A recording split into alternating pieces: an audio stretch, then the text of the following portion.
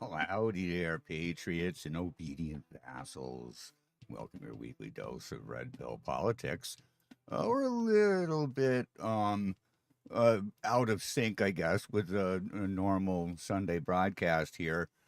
Is I've been relieved of my official duties for the day because they're frozen up down there in Texas, and that's where the main hub of the station is for Republic Broadcasting Network. And you know what? Those guys work hard and they don't get a lot of time off. So better safe than sorry. They're pretty locked in, and there's a lot of everything down there. I guess you're getting everything from freezing rain to, oh my goodness, all kinds of stuff all at the same time, including snow. Lots of ice. Looks like power outages. Things that don't go very well when you're trying to broadcast live radio to the whole damn planet.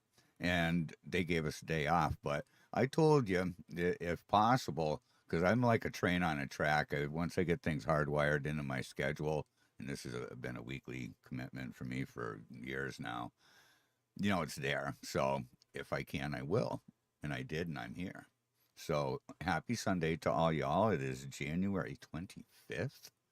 All right, heading into February here. For those of you that have fruit trees, this is the time of year when it's cold out, January, February. You want to be pruning those fruit trees while it's good and cold.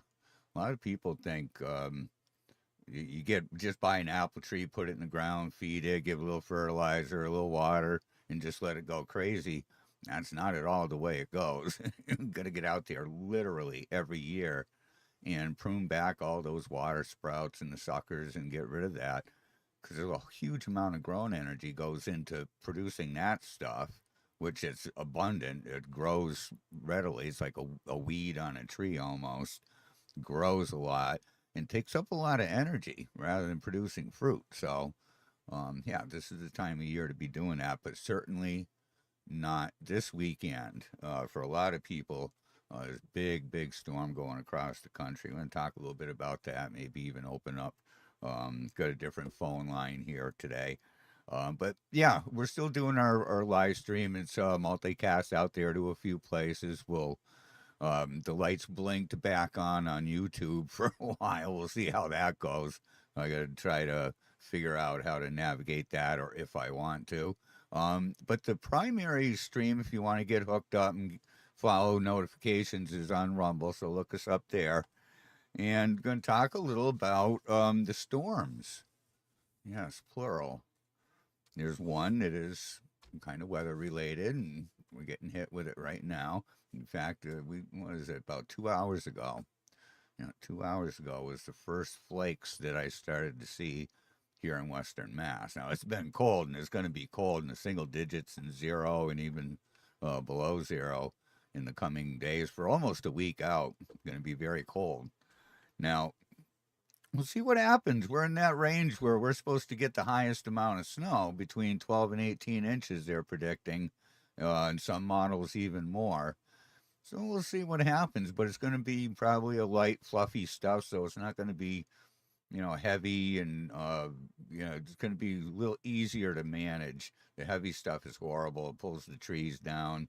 It's entirely different plowing wet snow compared to, fluffy snow, something that's light and doesn't tend to stick to things. Big difference. So we'll see what happens. It's going to be cold. I hope everyone's ready. There's not supposed to be a lot of power outages out here. It's probably going to be spotty here and there. Down there where the ice is, though, man, I remember a few years back, we got hit with a kind of a regionalized ice storm up here in the Northeast. And, man, it was like 10 days in some places before the power came back on. It was something, man. We got really pelted good. And, people weren't ready for it. I've talked about this before. In that period of time, everyone panics. It's like the great toilet paper crisis of, 2019, when everyone freaked out over COVID. And a roll of toilet paper was like worth its weight in gold or more. And, you just couldn't get toilet paper. People get crazy and they get impulsive and they freak out. And rather than going, saying, oh, there's going to be a storm hitting like next week, and going out and buying a couple extra cases of water, or maybe just, like myself, I remember my grandparents, whenever bad weather was coming, we'd fill up a bunch of jugs. We use it for cooking and drinking, others for flushing the toilet and cleaning. You just had the containers, so you filled them. The power was on, the water was running. It seemed like the common sense thing to do. But yeah, they don't teach that in public schools anymore. So you public school victims, be better prepared. Think about it. Water is something, if the power goes out, your well stops pumping water. So yeah, we are going to have some winter up here. Forget about all the climate change nonsense. It's all a bunch of pooey. Just trying to use fear and emotion. Those have political agendas, and they'll wrap it in fear and emotion to literally scare you into doing what they have determined to be the right thing. Carbon taxation. You're not going to be able to tax the temperature into government compliance. Right? I ask you, what is the proper thank you on tax day to such an aggressive and corrupt government? I ask each of you, how do you served do you feel by your public servants? Forget all about the party nonsense. I don't even want to get into that, because both are monumental disappointments in my estimation. Prove me wrong on that. All right? How, when you pay your taxes, and your tax to death already, look at any one of your bills. Look at your power bill. How many service fees and green energy fees and transmission charges, and they just think they must actually hire dimwits to sit up at night, late at night, thinking of new catchy phrases that they can apply a tax to. And April 15th, I keep saying every year I would just love for the post office and the IRS to hear the crickets chirp. Stop funding the fraud. People have been saying that for a long time. Are we there? Are we there? There's such a monumental, unserviceable amount of debt anyways. So I always put up the debt clock. You had a 100,000, couple 100,000 to your household debt, and you tell me, are you going to be able to pay that in your lifetime? And if you don't, where's it going? It's going on your kids. It's a Ponzi scheme, and every Ponzi scheme needs new suckers, right? Our government is in a quandary now. It's painted itself in a corner. It's playing tug of war with itself.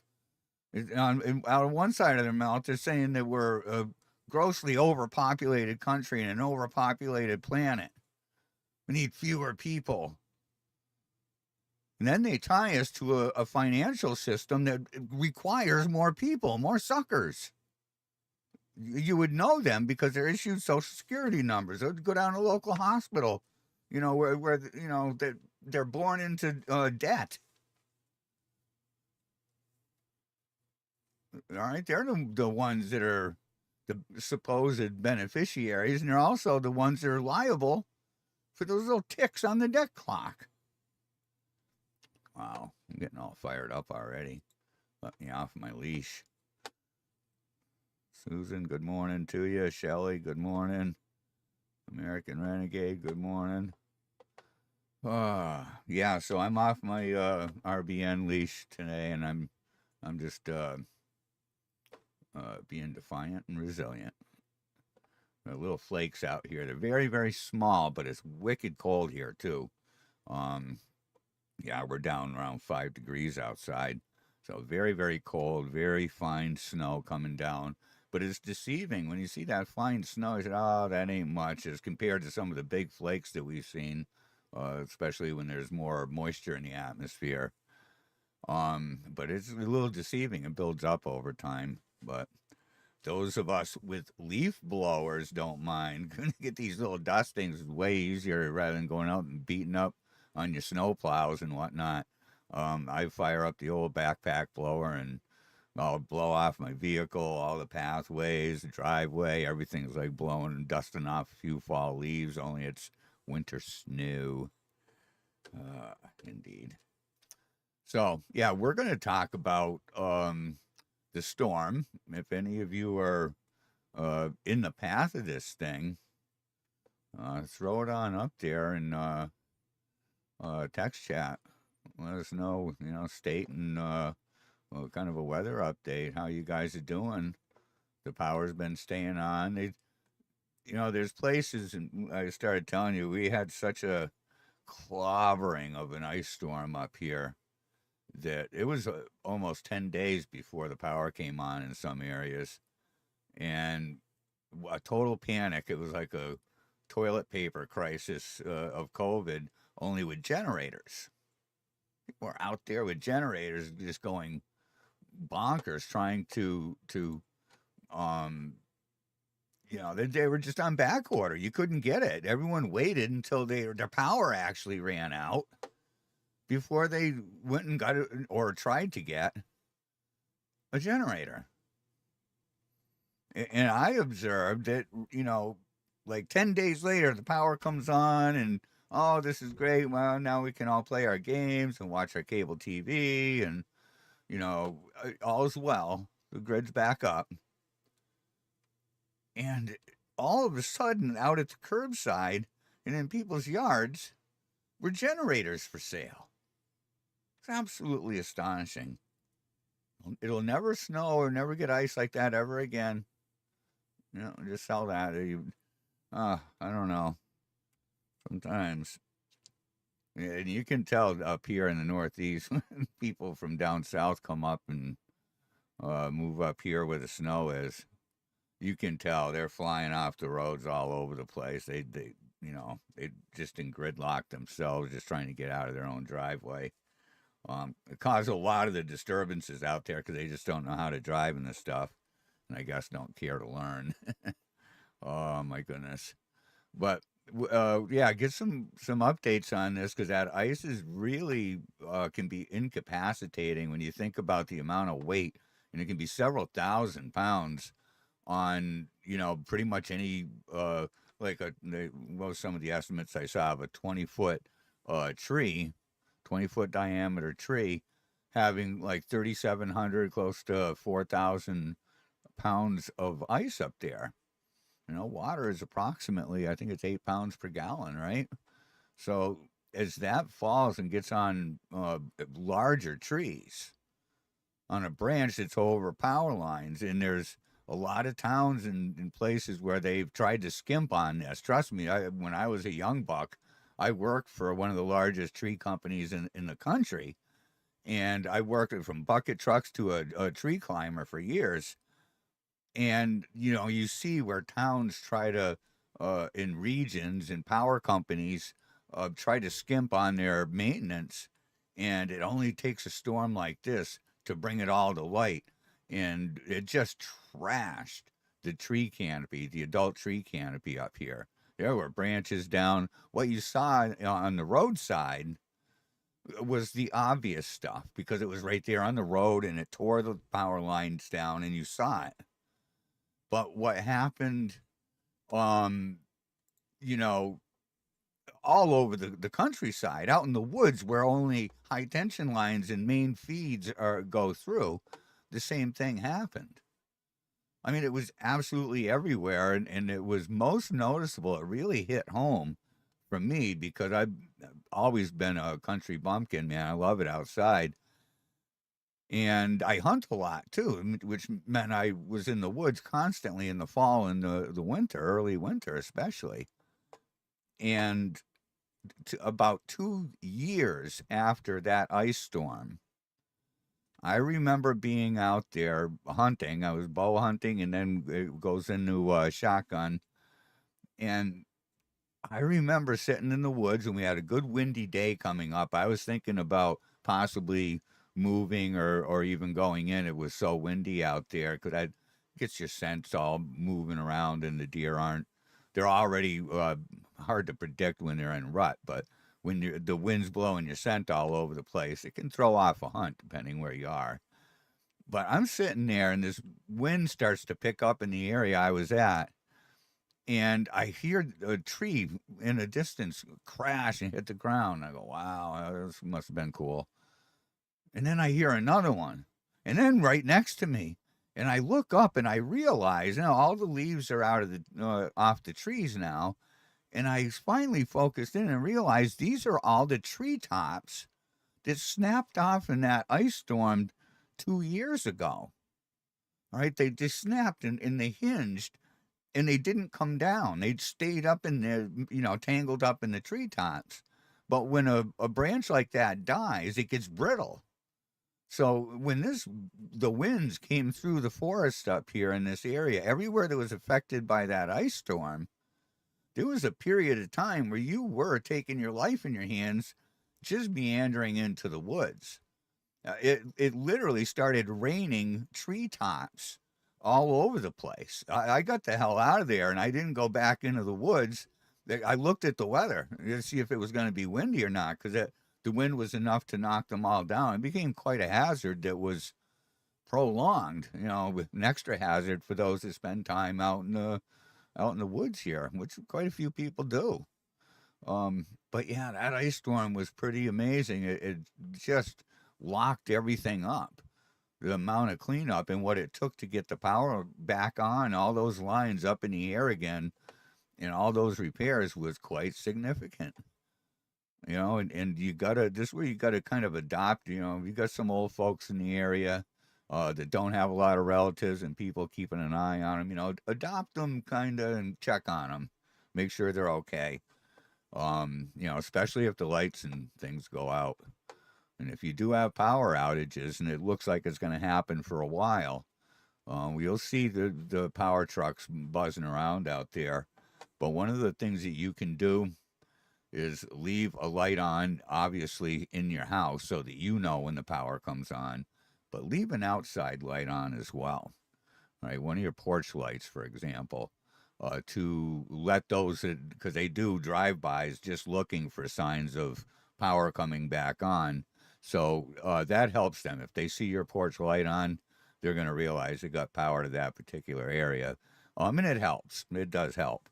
But be ready. If this happens up with this storm here, we got cold weather coming in right behind it.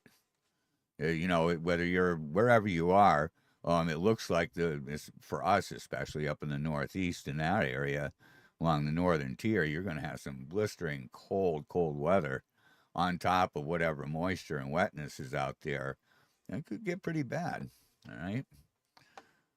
Let's see what's going on in the text chat here. Good morning to everybody again.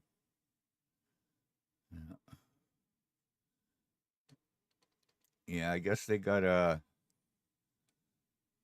yeah, I'm live here on Rumble. I got a message from the station. I guess today they were calling for a lot of power outages and rolling outages up there. The roads and everything are obviously pretty bad, so they called it for today. But here I am. I'm gonna throw my live stream out, talk about things that got to do with stuff, and there's two storms I wanted to talk about today. This one here, the weather-related one, and the other storm that's taking place, and it's the flailing of a dying republic. There's a storm. Something's going to happen. All right, we're in the storm now, and it's very cloudy and murky, and people are not quite understanding and see the path forward necessarily.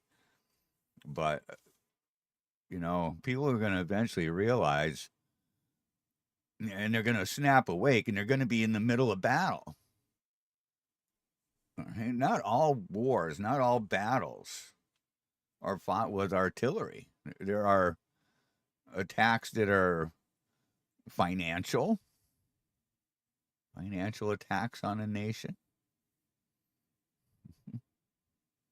It can be, bombs, and we've always been taught, to be really fearful of nuclear bombs and all the horrible things, duck and cover. Yeah. That's the best government advice that you can get in your government schools is duck and cover and get under your desk and cover, duck and cover. That's the government we trust and the schools that we force our kids to go to. Oh, God bless their hearts, right? Oh, my goodness. So, yeah, what's going on? And I haven't posed this question, and I'm going to pose it again.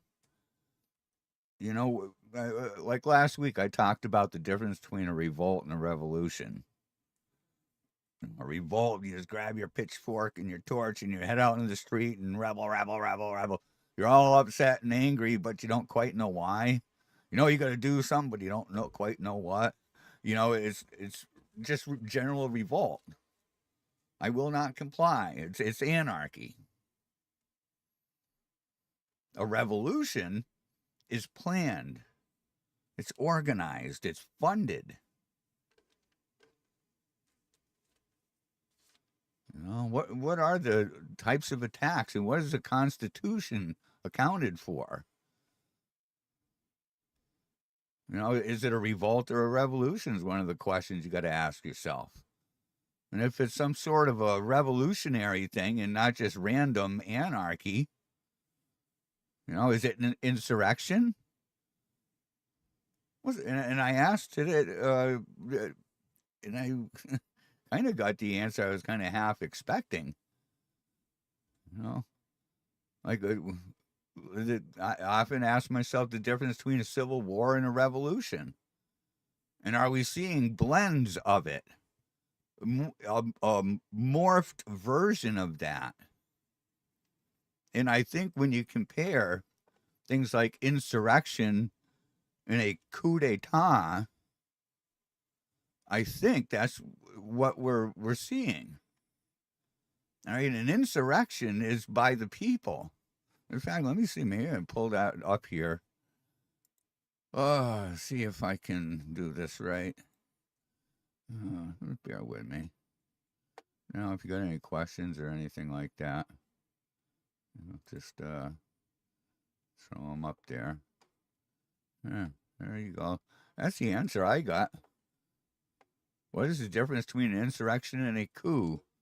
An insurrection is a violent uprising by citizens against established authority or government laws, whereas a coup d'etat is a sudden, often quick, seizure of power orchestrated by elites within the state apparatus, such as military or government officials. All right, such as military or government implies that there's also others. What other apparatus, state apparatus? And when you think of state as not just your state or not just America, the national state, but when you think on the global theater, the global stage, what global governments and apparatus might be involved and be among these elites? You got to ask yourself. All right. So yes, that's one of the definitions, and one is focused just basically on being disruptive and rebelling against some government or its laws. And a coup is more about replacing the leadership. All right. So I think both is happening because there's no shortage. You can go on the internet and find countless examples of progressives that took over the Democrat Party, getting out there and enticing, radicalizing. That we overuse that word. There's so many times that word radicalizing and extremist and things like that have been used that people are starting to get callous to it and tuning it out. But that's true. To radicalize, to take some, normal observations and radicalize them into the minds of the youth. And this is a cultural Marxism classic. This is what they do. They go after the youth to get them rebellious and fighting all kinds of things, color and religion and whatever. They just pick something and roll with it.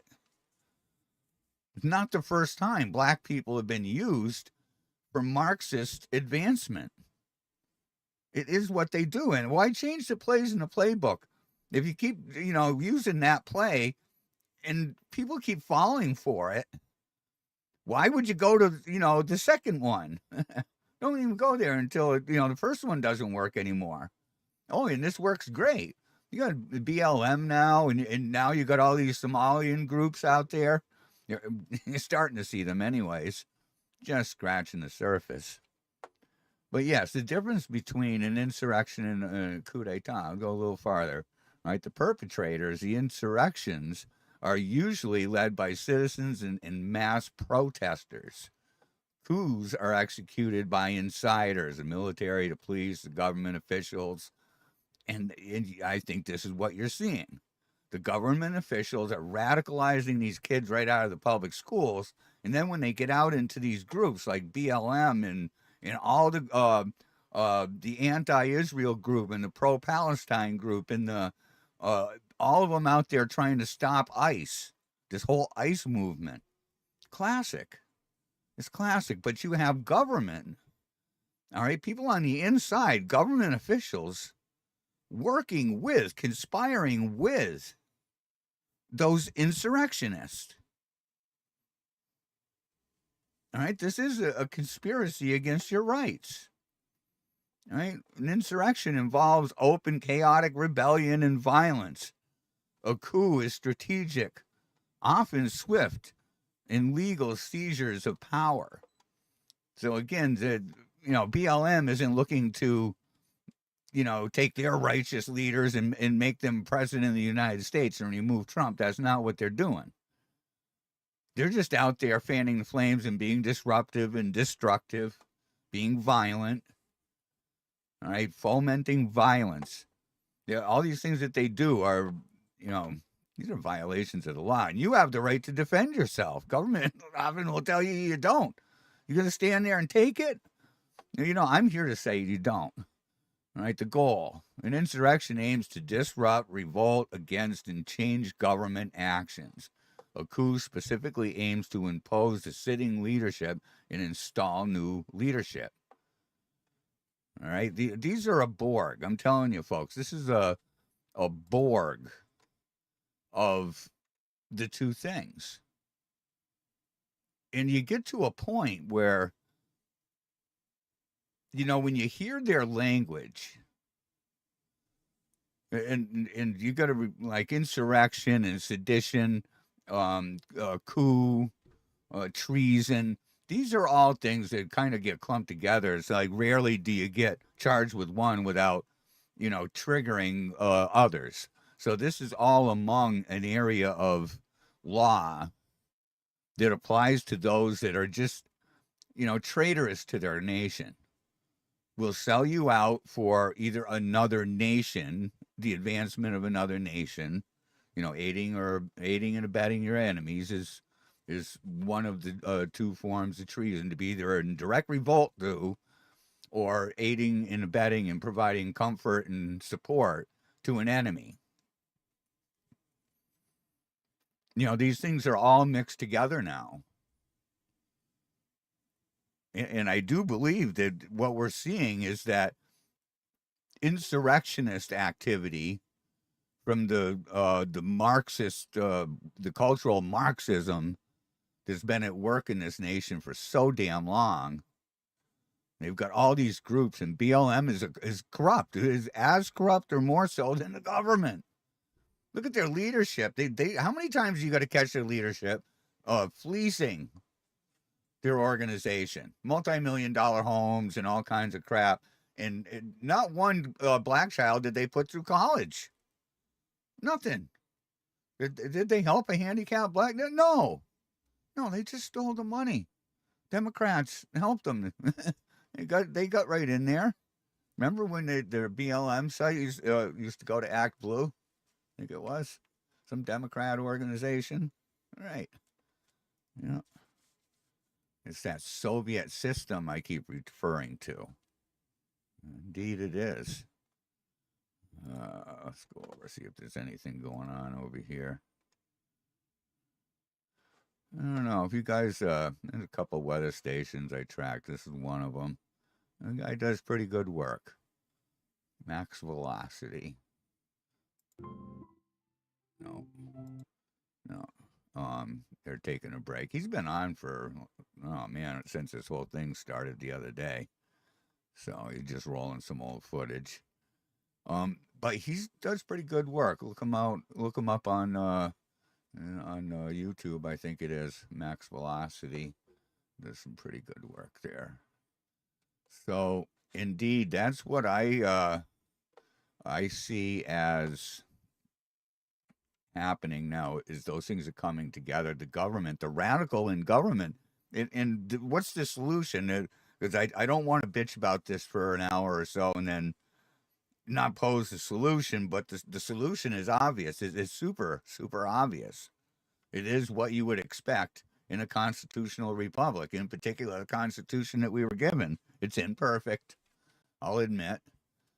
But man, it's the best shot that any nation of people has ever had at having and retaining their freedom and liberty.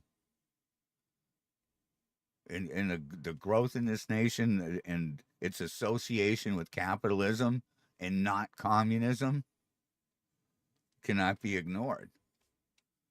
Right? People are very creative in that what's used to be instilled in the American people. It no longer is being bred out in the schools, those things we were just talking about. All right? These ads crazy. We're heading in a very dangerous direction, to be sure. In this blending, the solution is, getting back to the solution, is we just got to enforce the laws we have. I keep saying this so many times, over and over and over again. Government at both sides, Republicrats on both sides, we need new laws. We need new immigration laws. We need new energy laws. We need new healthcare laws. We always need new laws. And if you ever stop, take a deep breath, back up and take a look, they're not even enforcing the fucking laws they got. Based on what evidence do you stupid, ignorant sons of bitches have? What evidence do you have that the current laws that we have are failing us? How can you say that when we've got laws that you just won't enforce?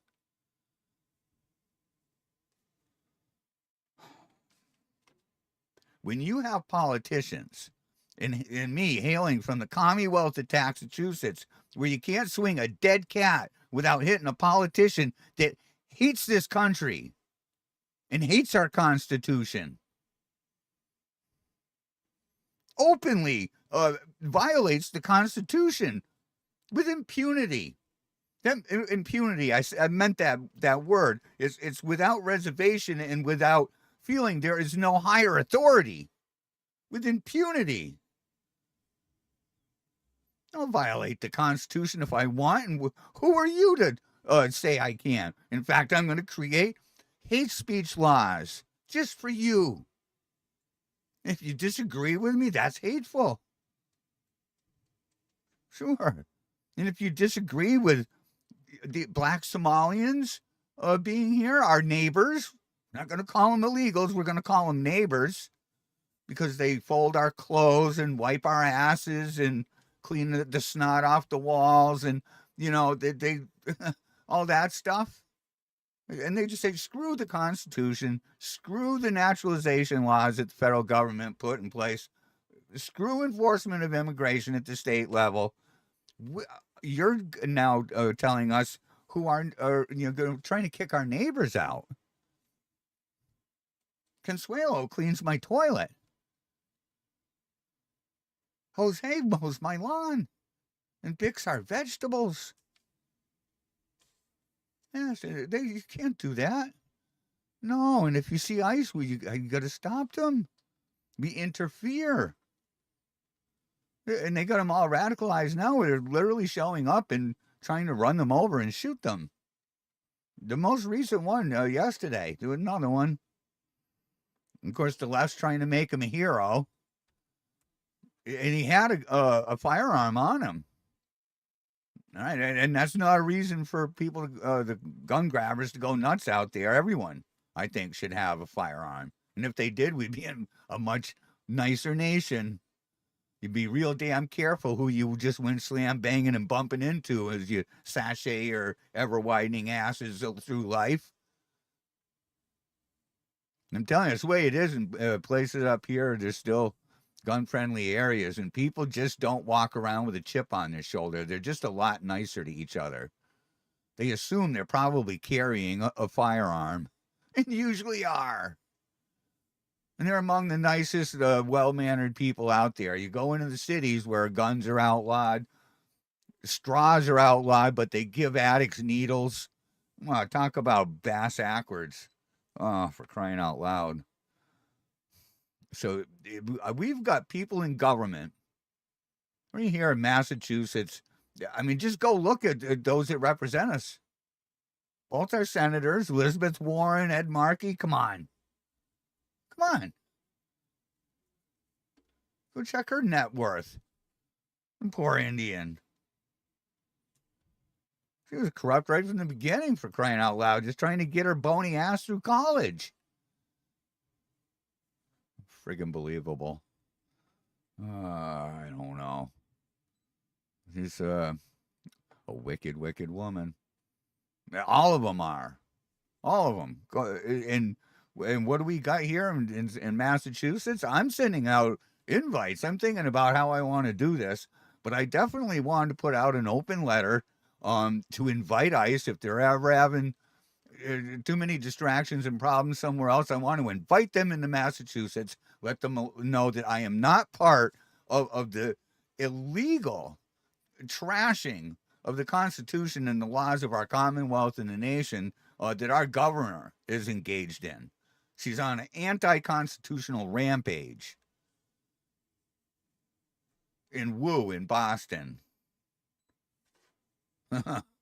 Oh, for crying out loud. I've never seen such an America-hating duo as those two nitwits. Seriously. People kicked out of their own community buildings, off their own soccer fields and ball fields and community buildings all over the Commonwealth, and bringing in illegals because they need to, it's getting to be an eyesore. It's national news because they're hanging around in Logan Airport. These shanty villages popping up all over the place. It's bad enough that, their war machine was creating more homeless veterans than we could handle here in Massachusetts.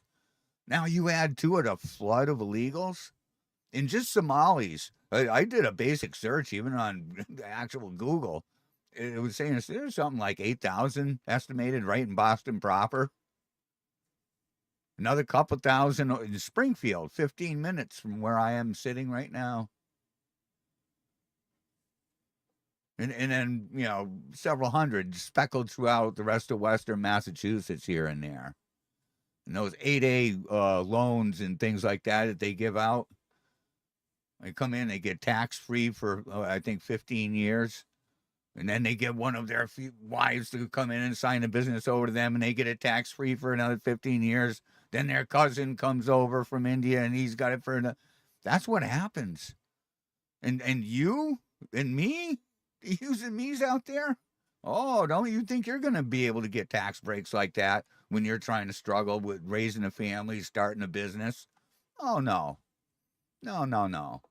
Government has none of that for you. You just write the checks on tax day. That's your role in this. You keep doing what you're told, all right, and make sure that checkbook's all fired up for April 15th so you can pay taxes so I can give them to somebody else, says Uncle Sam.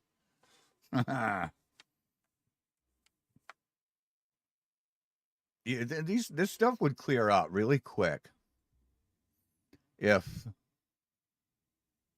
we stop letting public servants say treasonous things and do treasonous things. Like I started saying earlier, and I got off on one of my usual tangents. There is countless video clips out there of our elected officials speaking in condemnation of the United States and its Constitution and its state constitutions. There are 50 individual state constitutions out there, and each state has to defend them.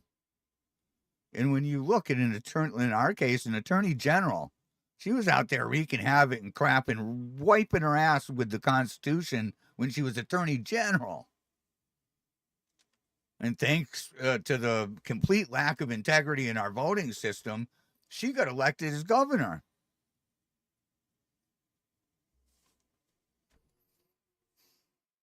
And things did not get better.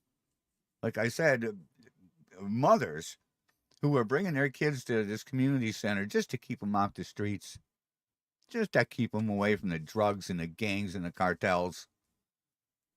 That's one thing that they had. They had programs, they had educational stuff. They could go up there to swim. They could play sports, just sit with other parents who were homeschooling groups and stuff too. All of them got kicked out. They were the ones being threatened with arrest. You can't go in there. The Somalis are feeling threatened.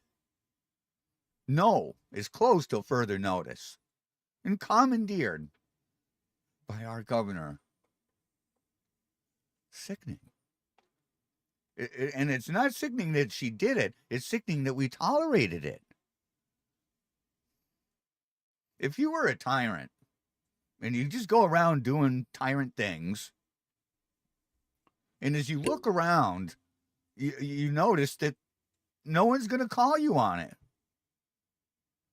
No one's really going to come after you for it. You know, in your Soviet system, you've installed enough in the legislative branch to create laws that shelter you. In the judicial branch, to create rulings that protect and shelter you. Huh. Where's the incentive to do the right thing? They got laws that protect you, and the judiciary that a lot of times they just won't charge. We've seen it. And it's because no one does anything about it. I don't know. Yeah, one of the things there that I did, I forget what discussion it was now.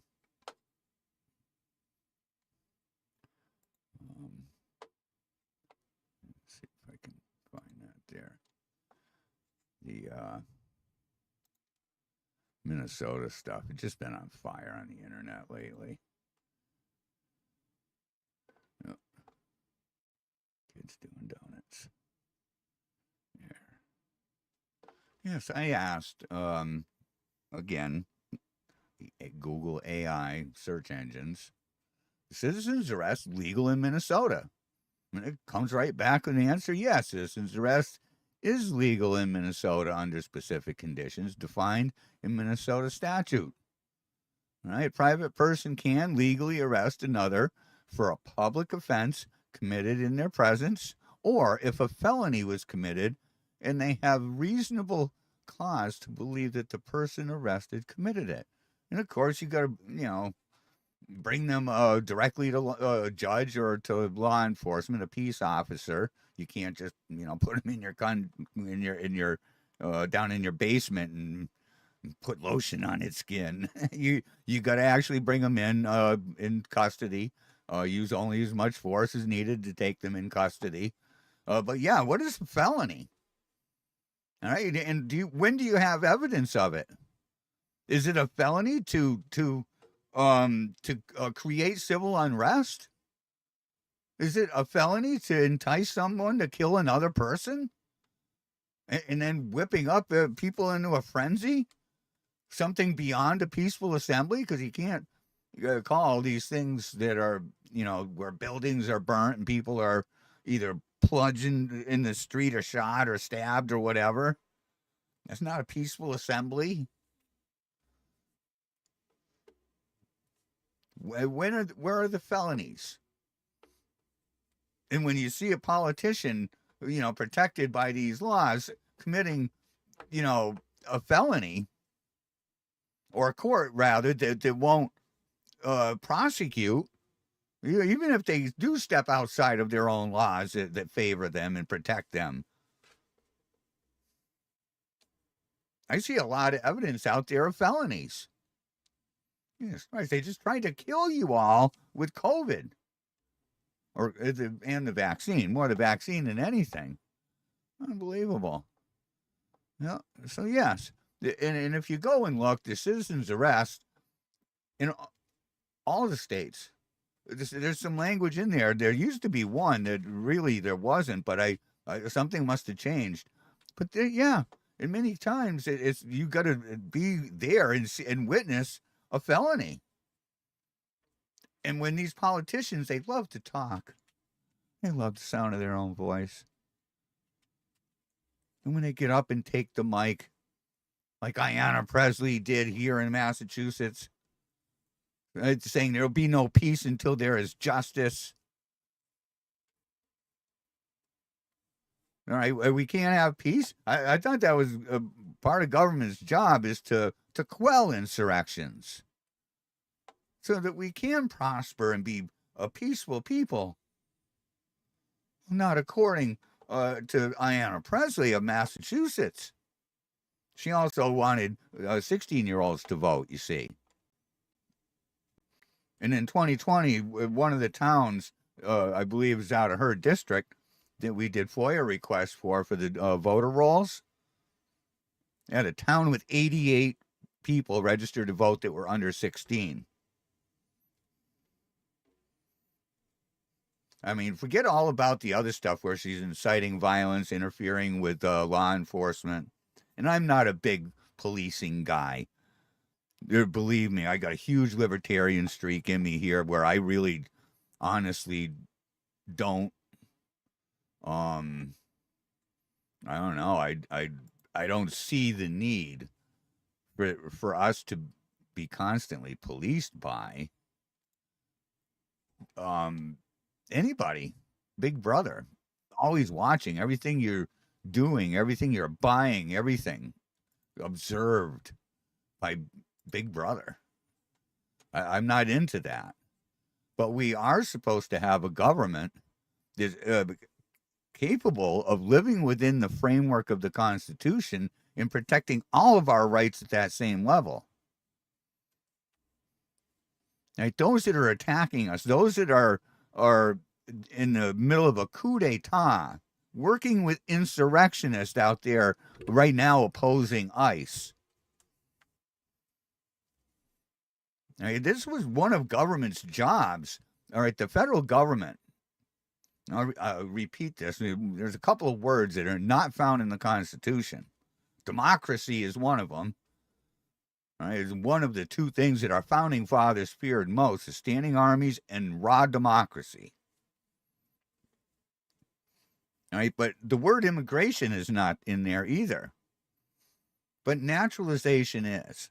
The federal government's role is to make sure that there's a fair process for naturalization into this country for those that do want to acclimate and immigrate to this nation. They're going to have a fair process for it, and there is. It's not unfair to be able to pass a civics test to know where your rights come from and how to defend them.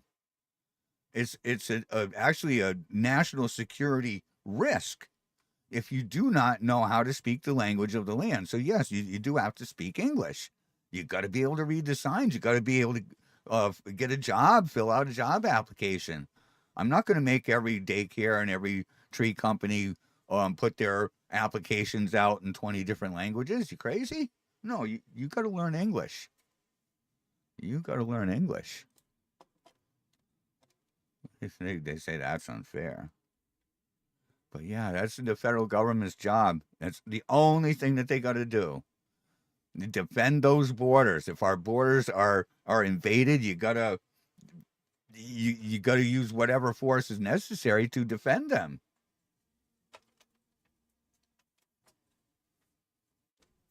Do they? No, just the opposite.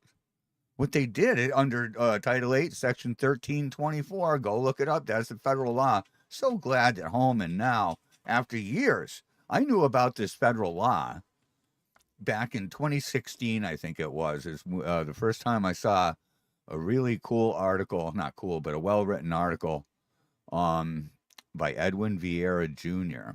that was published on News with Views. I think the article is still there, but it was back in 2016 when he was challenging all these cities and towns that had sanctuary status, that even mentioned it out loud, let alone tried to enshrine it in local policy and law. That they were in violation of Title 8, Section 1324. It's a felony. It's a federal law that you're breaking. So can we say that we witnessed people like Maura Healey, like Mayor Wu in Boston, the things that they've done to shelter illegals, knowing that they were illegal, to transport them, to entice them? You know, did they spend any money? Did they do anything that we can track, that we can provide as evidence, where we provided support and aided and abetted the enemy?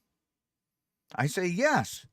There's places, churches and things like that, that whose 501c3 status is registered with government, NGOs of all sorts, and just little nonprofits. They pop up during crisis like this. They're just, I don't know, all little storefronts. They're not deep. They don't really do things to help people. No. They're little nonprofits. And boom, they pop up. They got a bank account and they're laundering money. So yeah, all this stuff comes together. And do we have any evidence of these felonies? Like I said, transporting, sheltering, aided and abetting. And if you employ them, if you knowingly employ illegal aliens, and we're finding out now that many companies out there are trying to do that, and they get the scare, and this is where I think they should go in and make that call. Say, hey, ICE is coming in.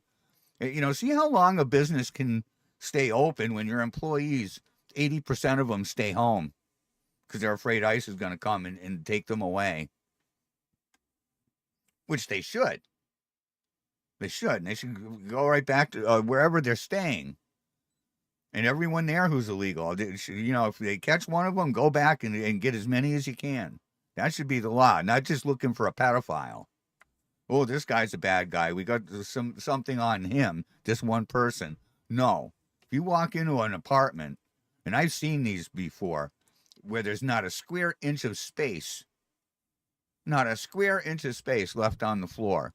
All sleeping bags. All of them should go. I think the government was pretty generous.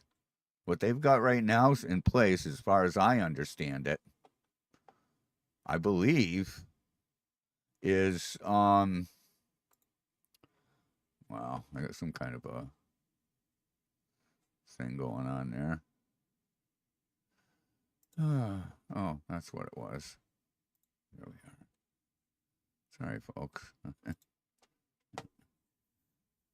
All right. I'm flying off target again. I wanted to get around to arresting the people that were causing this. They're never going to stop. There's people running around. Take, for example, that nasty, wicked woman, Hillary Clinton. And Bill Clinton, too. He's a piece of shit, too. They were subpoenaed again to go and give testimony to Congress.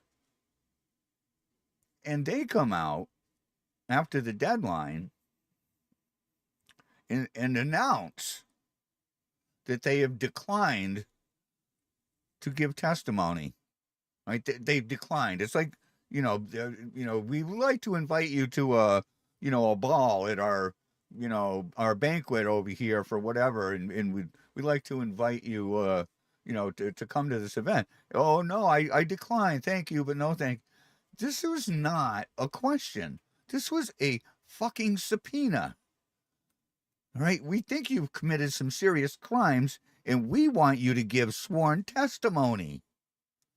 We're compelling it. We're saying, here's the date and time. We expect you to be here. It's not something you can decline.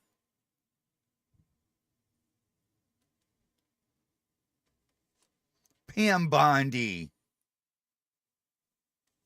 What in God's name do you think you're doing? Obviously nothing. Not your job. Why were they not almost immediately arrested? Yeah, I bet she's out talking it up. She's going to be on The View or whatever. I think that's what's going to happen. Just slap you right in the face. I'm declining to honor your subpoena. I'm ignoring your subpoena. I'm on the run. I'm on the lam. Screw you. Don't care. I'm declining. Will she get away with it in America? You got to ask yourself, how many times have you sent letters or called up Pam Bondi's office even? So what in the hell are you doing besides nothing? I want to know when I can follow up with you and when you can tell me more about the arrest of Hillary and Bill Clinton. All right, I've got a governor in my state who has violated federal law. In my state, there's provisions for citizens' arrest. Do you want to do it, or do we need to do it? Maybe we're just asking the wrong questions. That's what I would love to ask all of these talking heads, that Tim Walz. I hope they crucify this guy. A criminal, a communist criminal. I hope they go right after him, get the whole gaggle of them over there. Ilhan Omar, absolutely. Ignore those memes that ask you, would you deport Ilhan Omar? No. Charge her and serve every stinking fraction of a second of your sentence. And then deport you and not allow you to come back in. You are expatriated from America. You are gone. I think it's fair what the government has in there. More than fair, actually. More than fair. Because they all came here knowing what they were doing was illegal. They weren't immigrating. They weren't refugees. Most of them came in claiming to be refugees, and they're not. And if you were trying to get refugee status, you don't leave a nation and leapfrog over many, many others and just land, wherever you want, like a la carte style. I don't want to be killed, but I don't want to be killed in this nation here. I got all these pamphlets and stuff saying how I can get government assistance, and I want to go here. No, when you're fleeing your nation, it's because you're to be persecuted. Your government would kill you or imprison you for thinking the thoughts you're thinking, for saying the things that you're saying. You're not fleeing anything like that. And when they are, you go to the first friendly country that will take you in. I mean, that's the accepted law here. Do they do that? No. Elements of our government worked with the United Nations and NGOs, cartels, in other countries. So while you all were distracted about whether we're going to have a wall or not, government officials, Democrats, knowing these are future voters we're talking about here, this is how, in cultural Marxism and in the transition to communism, how you bankrupt a country is by doing this. We need this. Because that's what they're trying to do, you see. I don't want to scare you all away and make you cry or anything, but that's part of the attack. I told you, You got to recognize when you're under attack, when you're in the middle of a war. It's not always when nuclear bombs go off and artillery shells outside in your neighborhood. They attack you economically, philosophically. They get in your kids' heads. They replace your parents with government schools. They're doing it. They've done it. But how do we, in Minnesota, I said there, I did that search for those that are getting tired of looking in like you're just a bystander in your own friggin' life. You've got radicalized government school graduates who want communism. They want raw democracy. They hate their country and they hate the Constitution. They've decided they want something else. They don't care that you've got naturalization laws. They don't care about that. They've said that. We want these people. We're calling illegal aliens neighbors now. So you're attacking our neighbors by trying to enforce your naturalization laws and defend your borders. And in a raw democracy, which is what they want, when 51% of them get their way. We see this in the Muslim nations. I'm sorry, I'm just going to call it for what it is here. Muslims aren't going to like me much after this, but too bad. Is that they always play the part of the minority. They're playing off the vulnerabilities of the progressives and the Democrats. They're playing right into that, and they're the ones that are the downtrodden, that they're the minorities, and that it's their rights and things that are being violated and vanquished. And just support us. We're all about love. All right? And then they get themselves elected and into office. And when they get 51%, they come down on you like a ton of bricks. That's when you start seeing Sharia law, when all of your rights go out the window then. Sharia law right in the streets.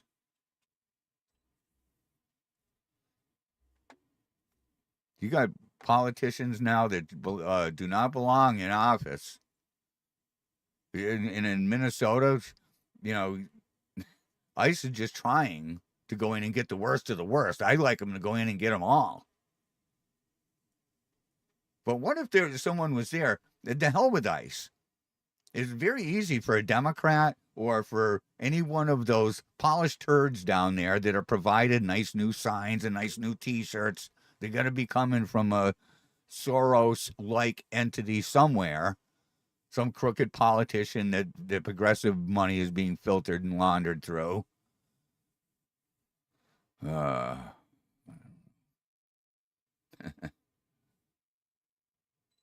How do you, I don't know, how do you sit there and just take it?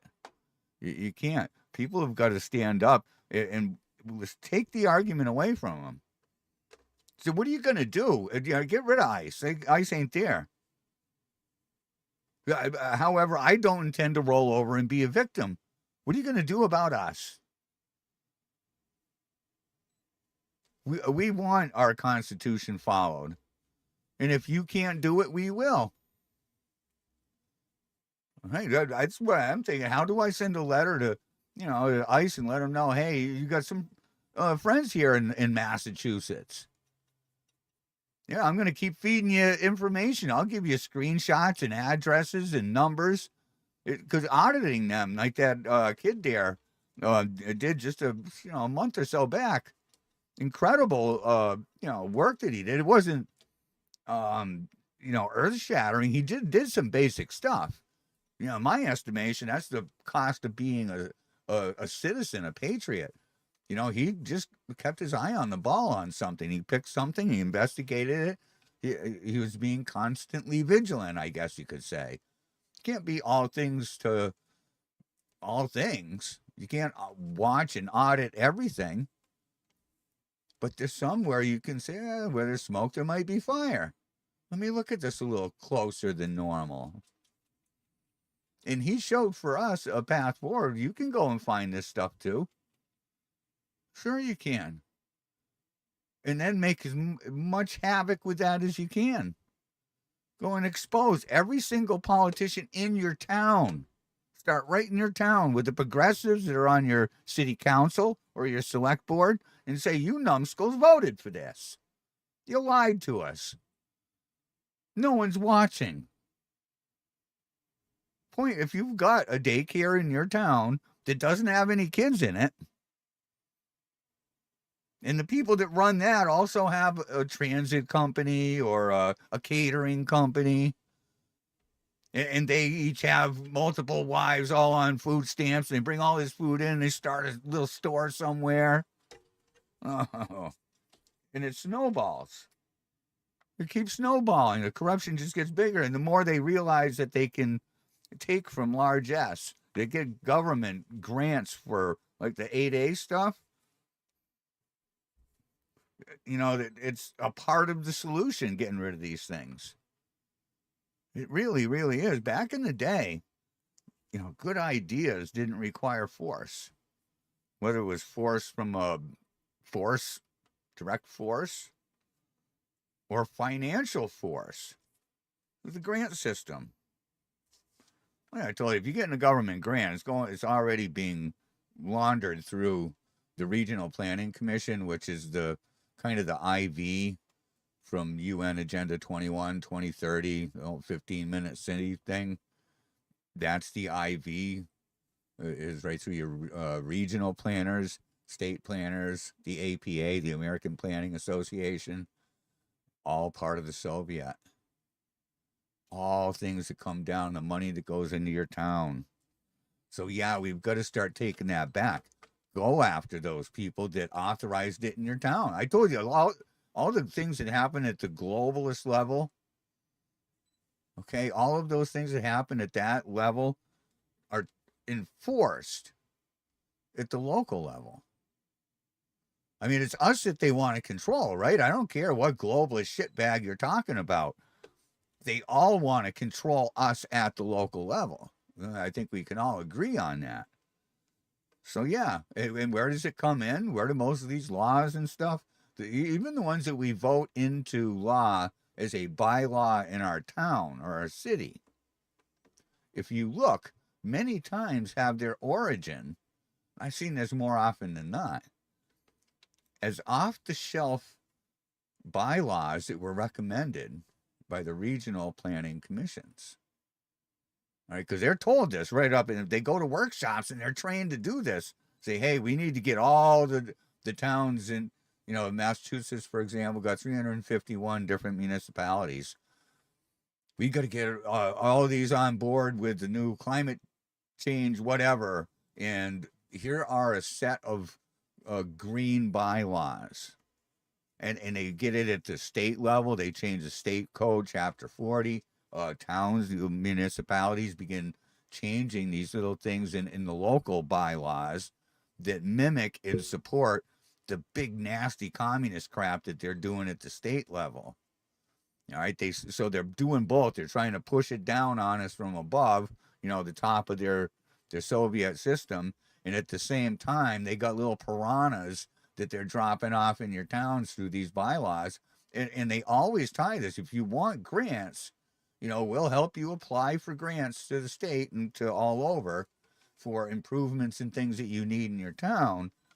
But it's a true extortion here, because they say they won't give you the grants unless you've got, you know, whatever, these other green initiatives have to be in place. So I ask you, do you want to keep throwing these tax dollars in where they take 100% of your dollars and you get none of them back just because you need a new surface on your road? No, we're not going to let you put, you know, a new surface on Main Street unless you put in a bike lane. Well, we don't really have anyone who rides bikes through here, but we do have a need for parking. This is right out. I keep using this example because it was directly out of the town I was in. All right, they're trying to, when people wonder, how can they push you out of your cars? You hear these Agenda 21 nut cases saying that, oh yeah, the UN's trying to get you right out of private transportation. Well, When you live in a town where all of the places, you're a business and no one comes to your store, you're not making enough money because they can't park. Who's going to come to your hardware store on a friggin' bicycle? Not too many people. So yeah, they can, at the international level, convince you to put in bylaws and only give you grant money on those things that stifle business. Drive business out of your town. So you don't even have a reason to drive in and complain about the parking. Yes, you take a bike or take public transportation. That's the choices you're being given. And the politicians that are responsible now, because like I'm trying to get you to get the light to come on here, is you have now got at all levels is required in the Soviet system, so that the crap that you're getting from the apex councils and the big shot elitists at the top trickles down onto the people appropriately and efficiently enough. They're all in place. But we've not taken out a commission yet, and legally. I'm not condoning violence here, but when you have politicians at the upper levels that with impunity put into place, they aid and abet the enemy, they give them shelter and they transport them around, and nobody says stop. All right, we don't have protests on our side, peaceful assemblies that where thousands of people, because if those, even in the blue state of Massachusetts, blue only because our election integrity has been gone for years, and our entire government is all Democrats, progressive Democrats. Other than that, a lot of the people out on the streets, and don't get me wrong, there's some radical nutbags that support them and do actually vote for them, do actually hate their country. But, that's just the red flag I'm waving here. They're enemies of the state. They hate their country. They're a threat. They're a constitutional threat and a constitutional menace, and they live amongst us. And we must do everything to keep them from office, big and small. And when they come in and try to violate your rights, you've got to be like a guard dog right back in their grill. They're not the type to deal with silence and compliance and yielding. And they're heroes. The Tim Walls and the Governor Healey's of the world. They've already committed felonies. And it's provable by their public comments. They said so. There's federal laws and things in place with everything that's going on in Minneapolis right now. There is, without a doubt, a role to be played. I can't help that we went from the Bidenista regime into the new Trump era. There's been a changing of the guards, changing of the administrations, and for those that play in that left-right two-party duopoly system, we just now the other team's at bat. But the Democrats, when they had the border open, greased the skids by taking over these community centers and ball fields and school gymnasiums, putting laws into place to funnel them huge money. We've got our own seniors here sucking wind, getting a third, a quarter of what these illegals are getting. Oh, the wickedness of these people is unbelievable. I don't know. Do not know. So we've got to put pressure on them. Just stop being quiet. We've got to, make them realize that we're just not going to put up with their constant violating of the Constitution, that we really don't need ICE. Do we? Well, I mean, what if you had a group of people Right? Don't do anything more legal and official than you have to so the government can't label you and attack you, because that's what they like to do. They'll create some sort of a label, consider you a domestic enemy or something. But, you know, if you've got an infestation of illegal aliens in your town, it's not incumbent upon you as a patriot, um, you know, providing constant vigilance to just ignore it. And just say, hey, we're getting together. We're going to sniff out and find where they are. We're going to report it to ICE. And then, you know, we're going to make sure that they're able to get in there safely. They can't stop you from protecting other people from harm. How can they? So, yeah, if I say, hey, there's a pack of them over here in Springfield, all right, bunch of Somalians, it's not racist. If you know, for law enforcement, if they get a call, it's like, you know, if a cop gets a call saying we're looking for an Asian man, approximately 5'3", wearing a blue shirt and black pants. All right, they're going to be looking for an Asian man with a blue shirt and black pants, not a Caucasian man with a blue shirt and black pants, but an Asian man. To go on evidence, say, hey, we've got evidence that there is a group of Somalis, large and growing group of Somalians that are here illegally. For law enforcement to go out and do its job, it's not unreasonable to think that as they talk and interact with the community and they come up to someone who looks as though they are Somalian and interacts with them, talks to them, asks them, are you Somalian? Are you American? Do you have an ID? We have evidence. It's not racist to go up to someone who looks like a Somalian and ask them if they're a Somalian. It's not unconstitutional. It's not unreasonable. And it's because we were left with an emergency. You don't want a government where this becomes the trend, where this is the thing, where they walk around, you know, when they're not looking for Somalians and they come up to someone like me and say, hey, you know, are you a Somalian? Well, show me your papers. Papers, please. No, we're not supposed to run around giving that up. But if they're on a mission, if they're tasked with something involving the protection of our borders, that there's been an invasion, it's not unreasonable to think that those that hate us, that they would take the time and the forethought of moving into place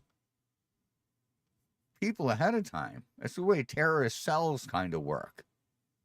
As they get in there, they become accepted parts of the community. They live amongst us. And when needed, you'll be activated. No. That's not unreasonable. ICE is down there now, and they wouldn't be. It wouldn't be the problem that it is if the Bidenista regime didn't let all of them in here legally. And not just Biden. What's his name there?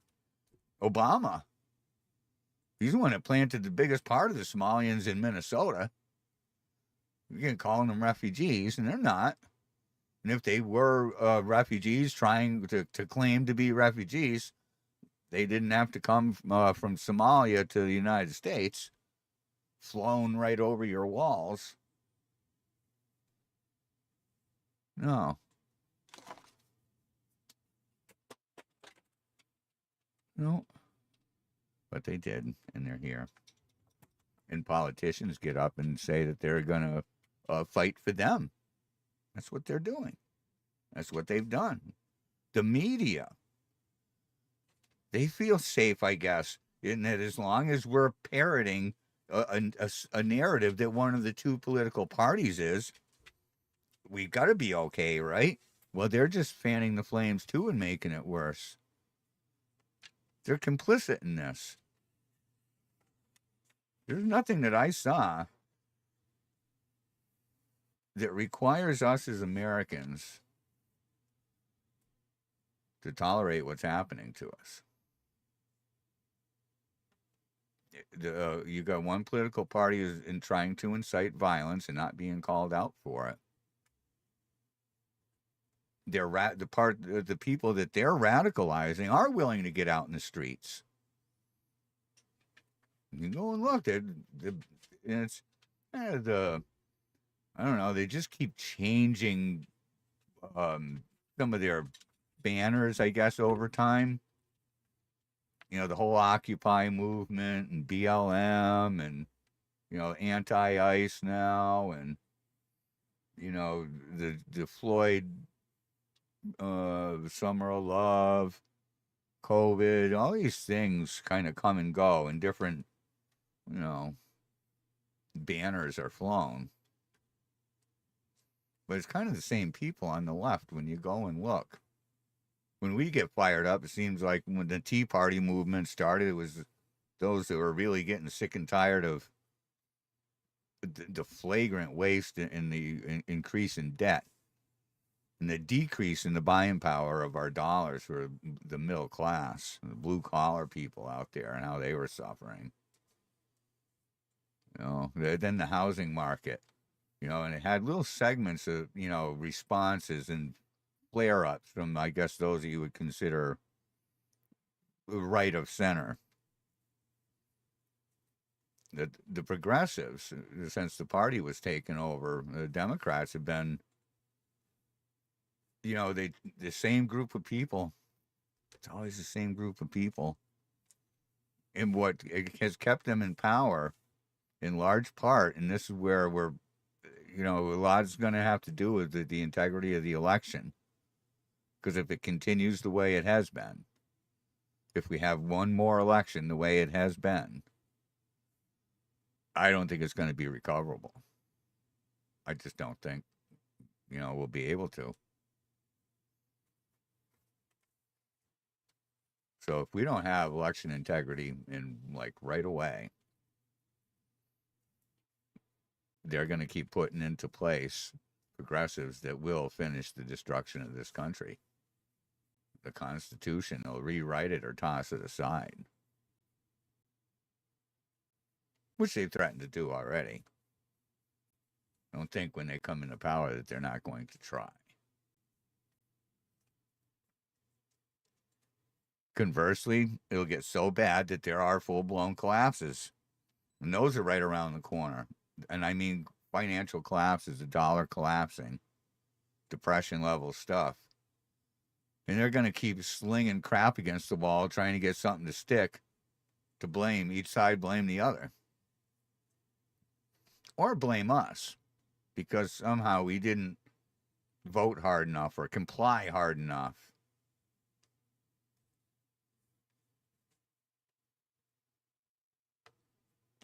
I want to see in Minnesota, where Tim Walz is just all saucer-eyed, doesn't know what to say, because a group of people said, we don't need ICE. We'll take care of it if you can't. And then refuse to answer questions. So who's your leader? We don't have one. I just figured I'd tell you, we're meeting. And we're figuring out how and what to do. And I am not answering any more questions. And just let them stew on it. No, let them know that they failed so miserably that the people, the adults in the room, are about to step in and make things right. And what do you think would be the wake up? I love to see the faces of people when government comes out and says, oh no, there's no defending yourself. What would a government like Tim Walz say if he got up right in his face and said, all right, you have lied to us. You're all corrupt. You've lied. You've ignored laws. You've destabilized our state and our nation. And we no longer trust you, and we're not doing what you say. Leave ICE alone, and if you don't take care of it, we will.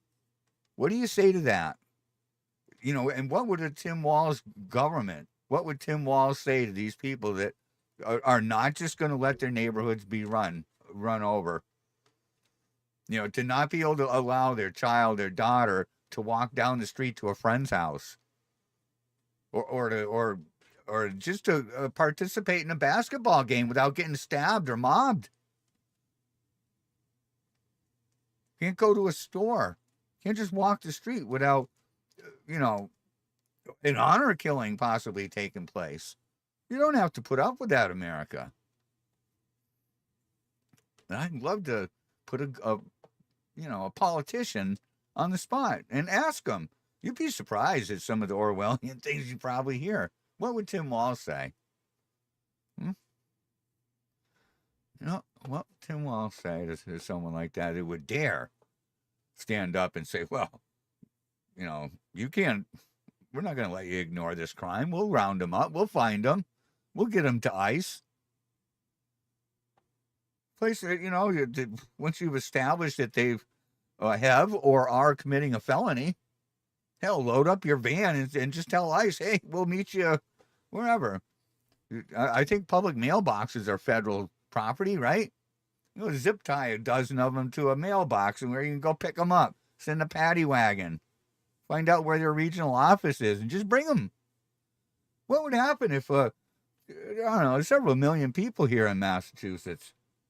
What happened if 500,000 of them, all right, just 500,000 people, decide every weekend we're going to round up some illegal Somalis and bring them to the local ICE facility? Geez. Reminds me back in the old day. I mean, back in the horse and buggy day. And he's on a little piece of property I got in the town I was born and raised in. And there's a section on the property that had a little stone foundation. It was probably about, I don't know, maybe 5 by 6 or 7, something like that. And on it, we just built a little wooden shack type of thing. But these used to be all over the towns around here. And what they were is just little shelters, like little dog houses where you would, if you found a stray dog, you put the stray dog in there, and the town dog catcher would come by and collect all the dogs. Maybe we should do that. You know, if you're going to use those community centers, let's pack them in there. Or just pick something. I don't think you need a whole community center if you've got ICE coming by once a day. Or better yet, we should commandeer those ones that have gone and created phony daycares. Let's use the daycare. And they've created phony transportation nonprofits. Well, we'll take those vans and box trucks. We'll use the facility for us patriots to bring all the Somalis to the bogus daycare to be transported from there to ICE by the bogus commandeered transit corporations. Isn't that brilliant? Yes, we just take their assets. We seize the assets of their corruption and their laundering. We take it and put it to use to put the whole machine in reverse. They keep alluding to the government's been very generous to them. There's a phone app that they can go and download for free. They all got their free phones and everything by now, right? Go download this app. Let them know that you want to self-deport, and they will protect you. Yes, the U.S. government, the most powerful government in the world, will protect you. They will take you, and they will give you free transportation. They'll make sure you're well fed and you and your family are cared for during this period. And they will provide you free transportation right back to and repatriate you into your nation for free. And I think they'll give you cash. They said they'll give you money too. They'll pay you. If you don't, I think that's way generous. I'm more of a, listen, you violated it. You really screwed up and you knew it. You knew it. It isn't like you, oh, geez, I didn't know it was, bad to illegally, enter a country. Geez, oh, dopey me. No. I say just round them up and make them gone. But I'll go with this because the numbers work. It costs more to allow this criminal activity to continue and for these people to stay here because like just a snapshot of the Somalians, 80% of them that come here. And these were the legal ones, I guess. The ones that actually did the paperwork and came here and were issued papers saying they can be here. 80% of them were on handouts. If you're here illegally, you're probably 100%. I don't know. Crazy, crazy, crazy. So yeah, we're gonna a lot of work to do ahead of us. There's a storm brewing, all right, and we're not going to recover from it if we don't strictly enforce our immigration. We got a lot of people here that need to be gone, and then those that thumb their nose at the Constitution and the laws of this land, who violated the Constitution, the oath, who conspired with, who participated in what I believe is a synthesis of a coup d'etat at the government, at the progressive elite level, with an insurrection of the government school victims who have been created in that the failed youth, like the little Hitler youth. But the youth have failed. They've been demoralized. They come out of school feeling entitled. Not, I got the whole world of opportunities ahead of me. If I'm honest and hardworking, I'll prosper and it'll be great. They're not coming out excited to tackle the world and be great at whatever they want to be great at. They're coming out feeling like victims who are entitled to something for free, striving for mediocrity. And if they can't at least get the mediocrity or the justice, as Ayanna Presley describes it, there'll be no peace. Who gets to describe what justice is? Well, I guess they do. It's not determined in a Article 3 court, a non-political court. No, Ayanna Presley is among the benevolent people that will decide what justice is. See, she's going right against what... Okay. Article 4, Section 4 is a guarantee by the federal government that each of the 50 states, or each of the several states, however many there are, we might get a new one with Greenland, right? Might be 51 now, but we'll see. But each of the several states shall have a Republican form of government. All right, and that's not Republican Democrat. That's not what that means, and you know it. But a Republican form of government. Democracy, the tool, can be used, but at no point can 51% vote to take the bicycle from 49%. All right? It can't be. Not even just 51-49. We're so close. I don't care if it's 99 to 1%. In a healthy republic, 99 of you could not just decide and vote to take my bicycle. I would have my day in court. I would have due process. You'd have to prove why I should forfeit my bicycle to you. Did I steal yours? Did I destroy yours? Maybe so. Maybe due process would say, yes, Dave, you got to give your bicycle to this guy. You borrowed his, and then you ran it over and destroyed it. So you got to compensate him, make him whole. So you got to give him your bike. Or it could just be a hungry, aggressive government just saying, I want to tax you more. I want to tax you so that I can buy another bike. And you can't have one. I'm going to ban you. Oh, government loves to ban things, don't they? They're banning you from questioning them, calling it hate speech.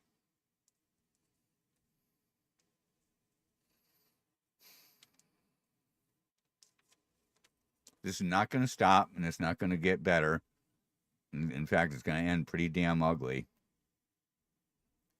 If somehow, some way, we the people, the patriots out there who do love their country, who do understand that the Constitution is the rule book for the government, it's not our list of rights. That's not where our rights come from.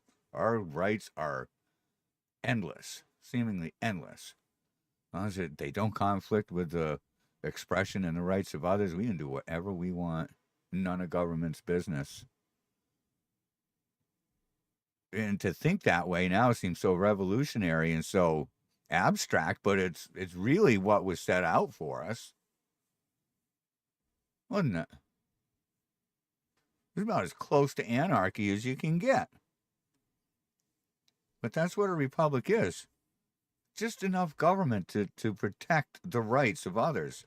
The government's been given just a little bit of extra to enforce this, to make sure that your right to speech isn't taken. Crazy the way they try to portray this whole thing, like with those that went in and interrupted that church, and they'll quote the First Amendment too, the bastards. They'll say, "Oh, my right under the First Amendment for free speech, and I can say what I want." You can. But if you go and read the First Amendment, there's a little bit more to it than that. That the government will not establish a state church. All right, they won't say this is, this is Massachusetts or this is the United States and we're all Catholic. All right, they won't and can't. It's unconstitutional for the state-sponsored church. It is also prohibited by government. It is prohibited that they or anyone interfere with the free expression of their faith, that they can worship as they see fit, and government can't say, no, you can't. You can do anything but be a Catholic, all right? They can't do that.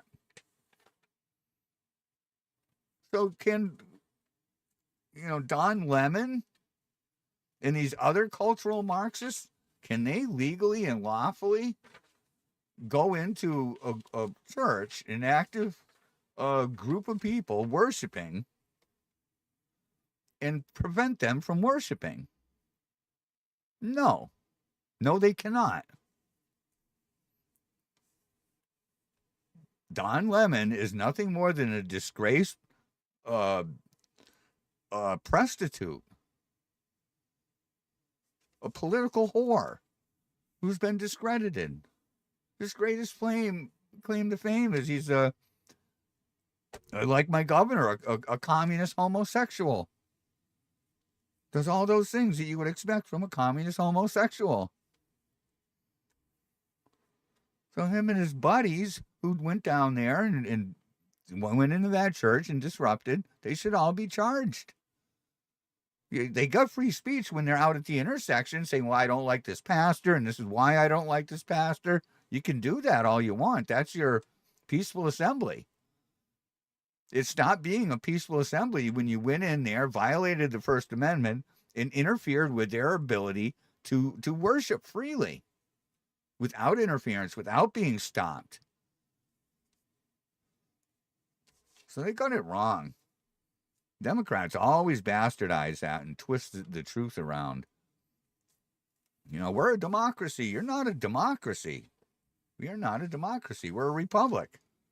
And when you get a politician that stands up there and says we're fighting for our democracy, they should get up and say, we are fighting. We've waged war against Article 4, Section 4 of the Constitution. We are advocating an unconstitutional mission. Join our mission. If they were forced to say things like that, people might go, I wonder if... But they don't. They're fighting for democracy. Well, really? Our founders feared that for a reason. All right? And the word's not in the Constitution, so it can't be that damn important. It's not something you're mandated to do. We use democracy, the tool, to run our republic. It was like when you sit down and say, do we want a I don't know. Do we want a bylaw that says there's no on-street parking on the odd side during a snowstorm or on the even side? And everyone votes, and they encumber that, put that upon themselves. That's democracy. But can, those same people get together and say that, wipe out the rights of anyone for anything without due process? No, they can't. Raw democracy is a bad idea.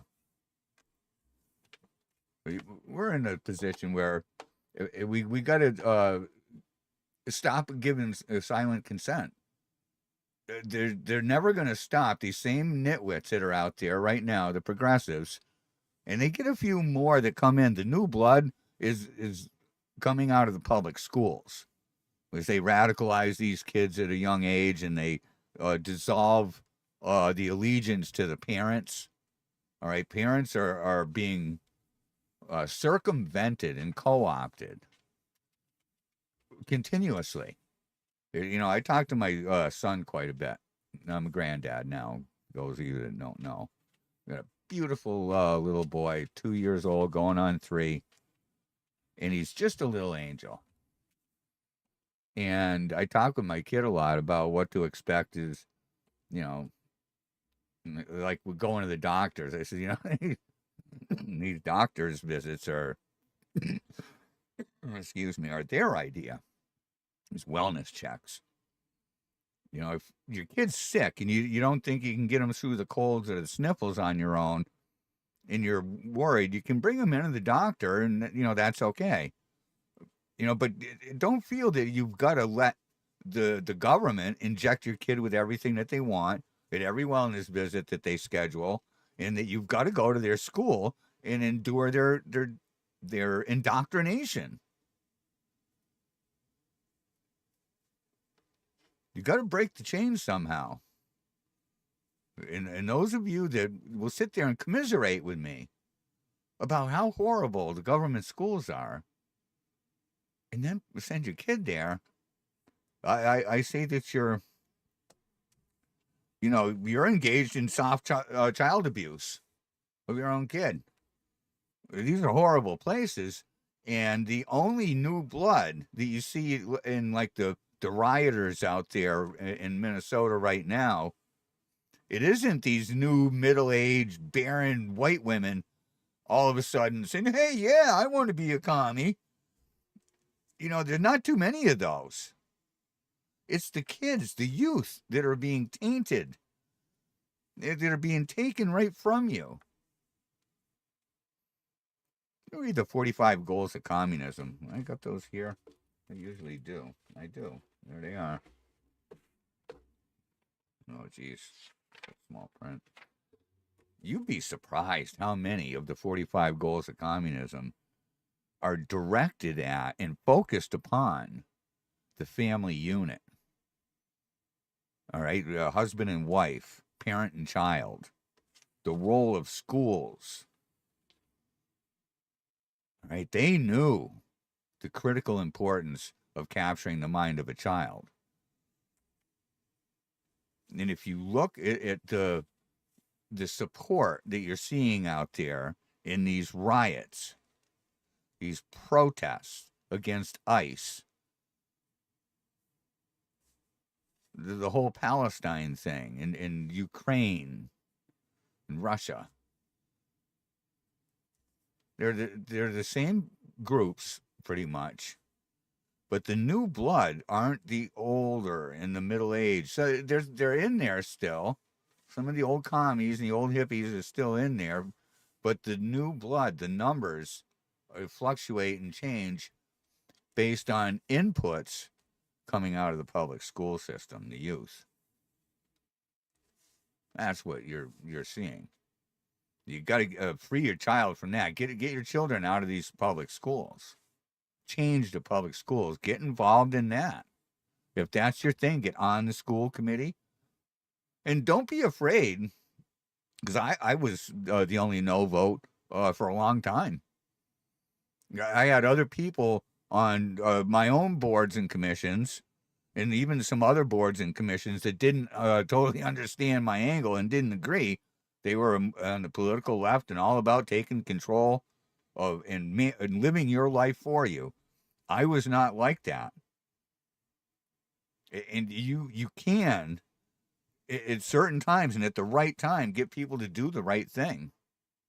And although I was many times at individual board meetings and things like that, I was the only no vote on some projects. And I don't care. I'm proud of that. But it's some of the bigger things. When I came out in front of a room full of people during town meeting, and I brought with me some of the facts and observations that they don't get to see, that are not what the Regional Planning Commission is reporting in the newspaper and on community access TV. When they find out there's other information out there and other things that are involved, I've been able to shut things like green communities in Massachusetts. Every year, every 2 years, they try to get every town. It was just a big, huge, massive statewide movement to get them onto this green communities thing because it locked you into a whole bunch of climate change standards. And every year I showed up and I said, hey, well, they got, they can use eminent domain and take your property for up to 12 years. Every place that you put into redevelopment, or call it blight or a redevelopment zone. And what can they redevelop it to? From residential to open space is a form of redevelopment. So for those of you that thought Agenda 21 and their globalist musings, how are they ever just going to wipe my house off the face of the planet? They'll never do that. They'll do that.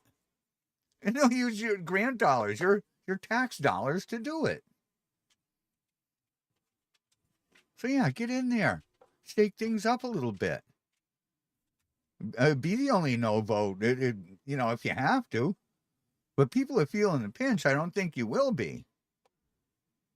Go and understand more how the government sausage is made. All right. American Renegade. Yeah, I'm with you. He says he's in favor of a law that bans Islam in the United States.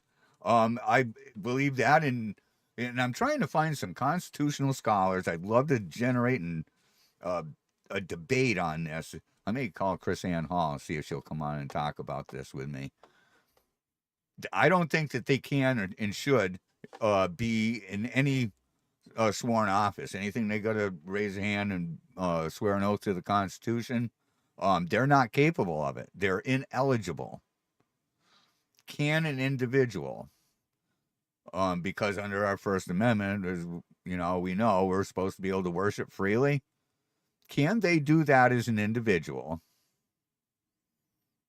And, if they step over the line and they violate the rights of someone else, all right, if a Muslim man decides that his daughter pissed him off and going to bury her up to her neck in the backyard and mow the lawn, due process should prevail. All right, if he succeeds, he goes to court and to jail for murder. I don't know. Can we allow the Muslims in the United States to worship as they will? They would be the ones that would have to acquiesce.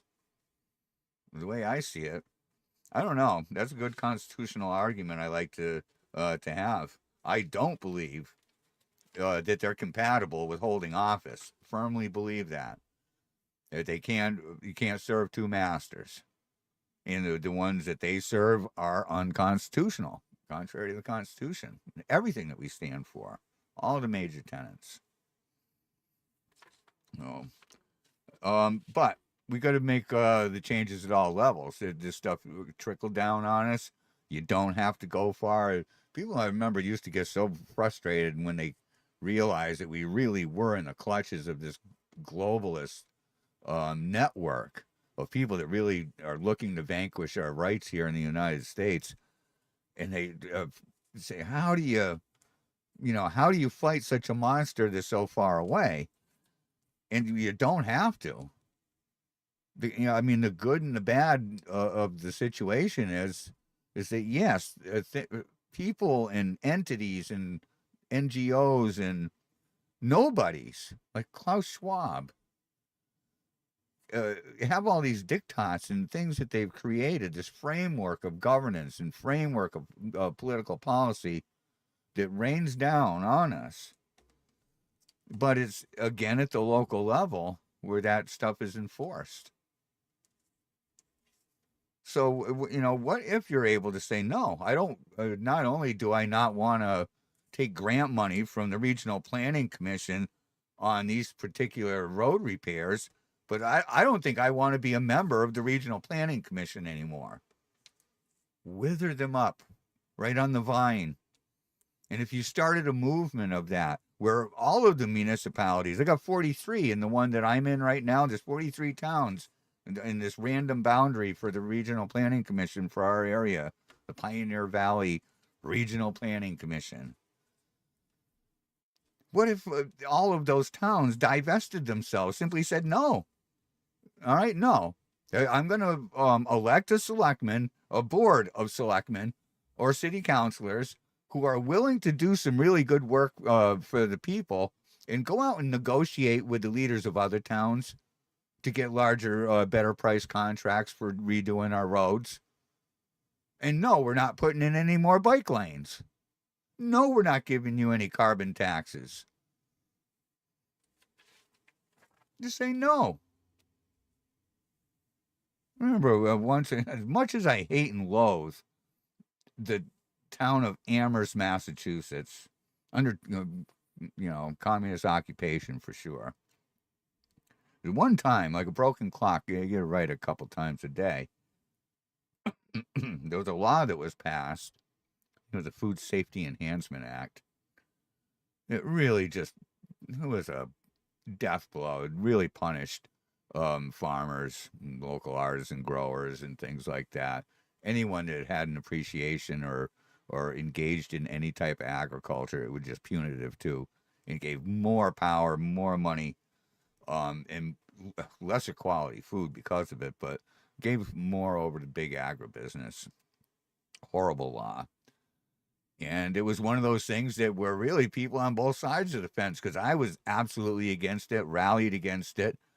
And here in the communist-occupied town of Amherst, Massachusetts, they went and passed amongst their selectmen a local ruling instructing their law enforcement and their Board of Health not to enforce the Food Safety Enhancement Act. So if you had a farm that refused to comply with a regulation and a board says, well, we're going to fine you, and then if you don't respond to the fines, well, we're going to arrest you. They were all told, don't fine them and don't arrest them. If they do fine them, don't arrest them. And that's the type of thing that we need to do. Just say, no. I said, no, I'm not going to do it. What are you going to do about it? And let that catch on. All right. Who's going to, your state officials are going to start going, oh, man, what do I do? 90% of the towns withdrew from the Regional Planning Commission's clutches. They're not paying dues there anymore. They're not taking their off-the-shelf bylaws. They've said, no, what do we do? How do we keep funding that behemoth? Pretty soon, these same people that voted out of that are going to vote us out of office because we won't change the laws and stop giving them money. Follow the money. And take back the control. The moral of my winded story there is that to fight this horrible wickedness that comes from the international arena, the Agenda 21 UN crap and Klaus Schwab, World Economic Forum, Bill Gates crowd, you can fight it at the local level. I said this, COVID in your town would have been night and day different if 3 out of 5 members of your Board of Health were patriots. All right, most towns have a board of health, and there's usually 5 members on it. My point being that if a voting majority, if you had 7, then 4 members. If you got 5 members, then 3 members. We could have said, no, we're not going to enforce this here. We're not going to go in and shake down a business if they open the doors and do business.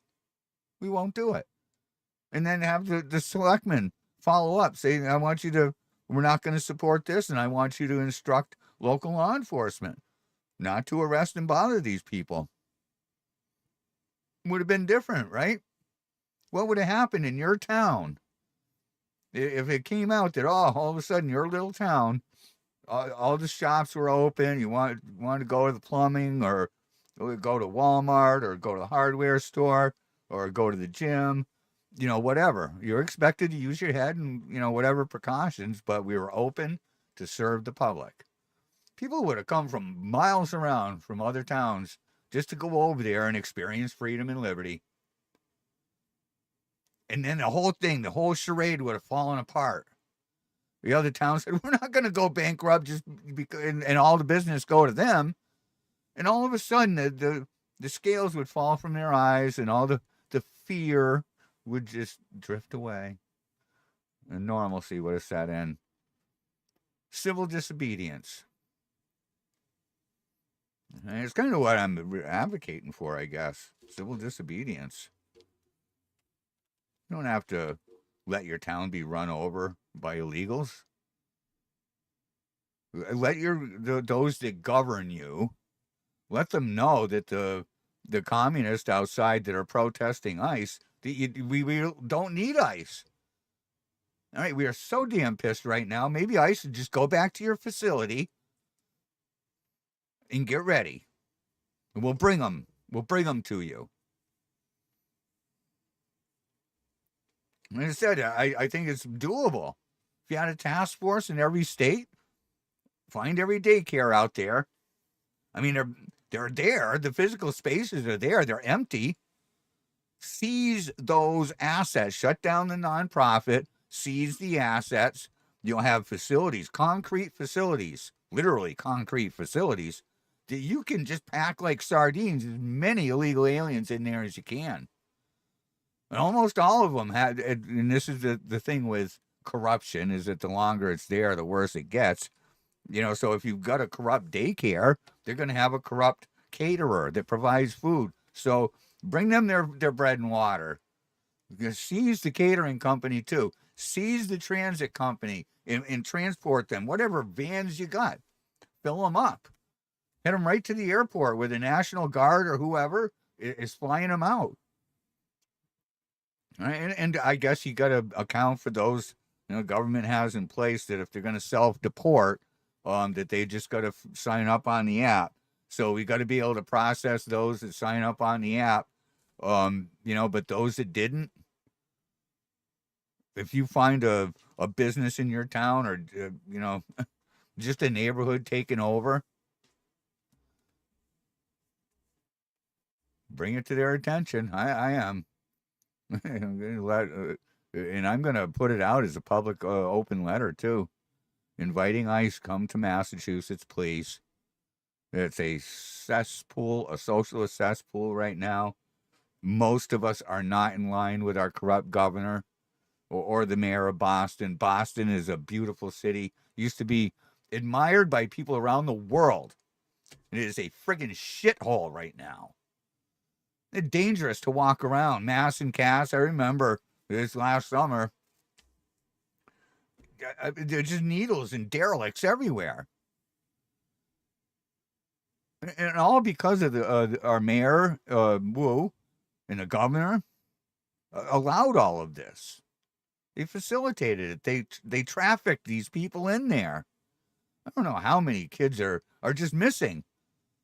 And it's gotten really bad here in Massachusetts. There's constantly in the news illegal aliens molesting children, even their own kids. Disgusting.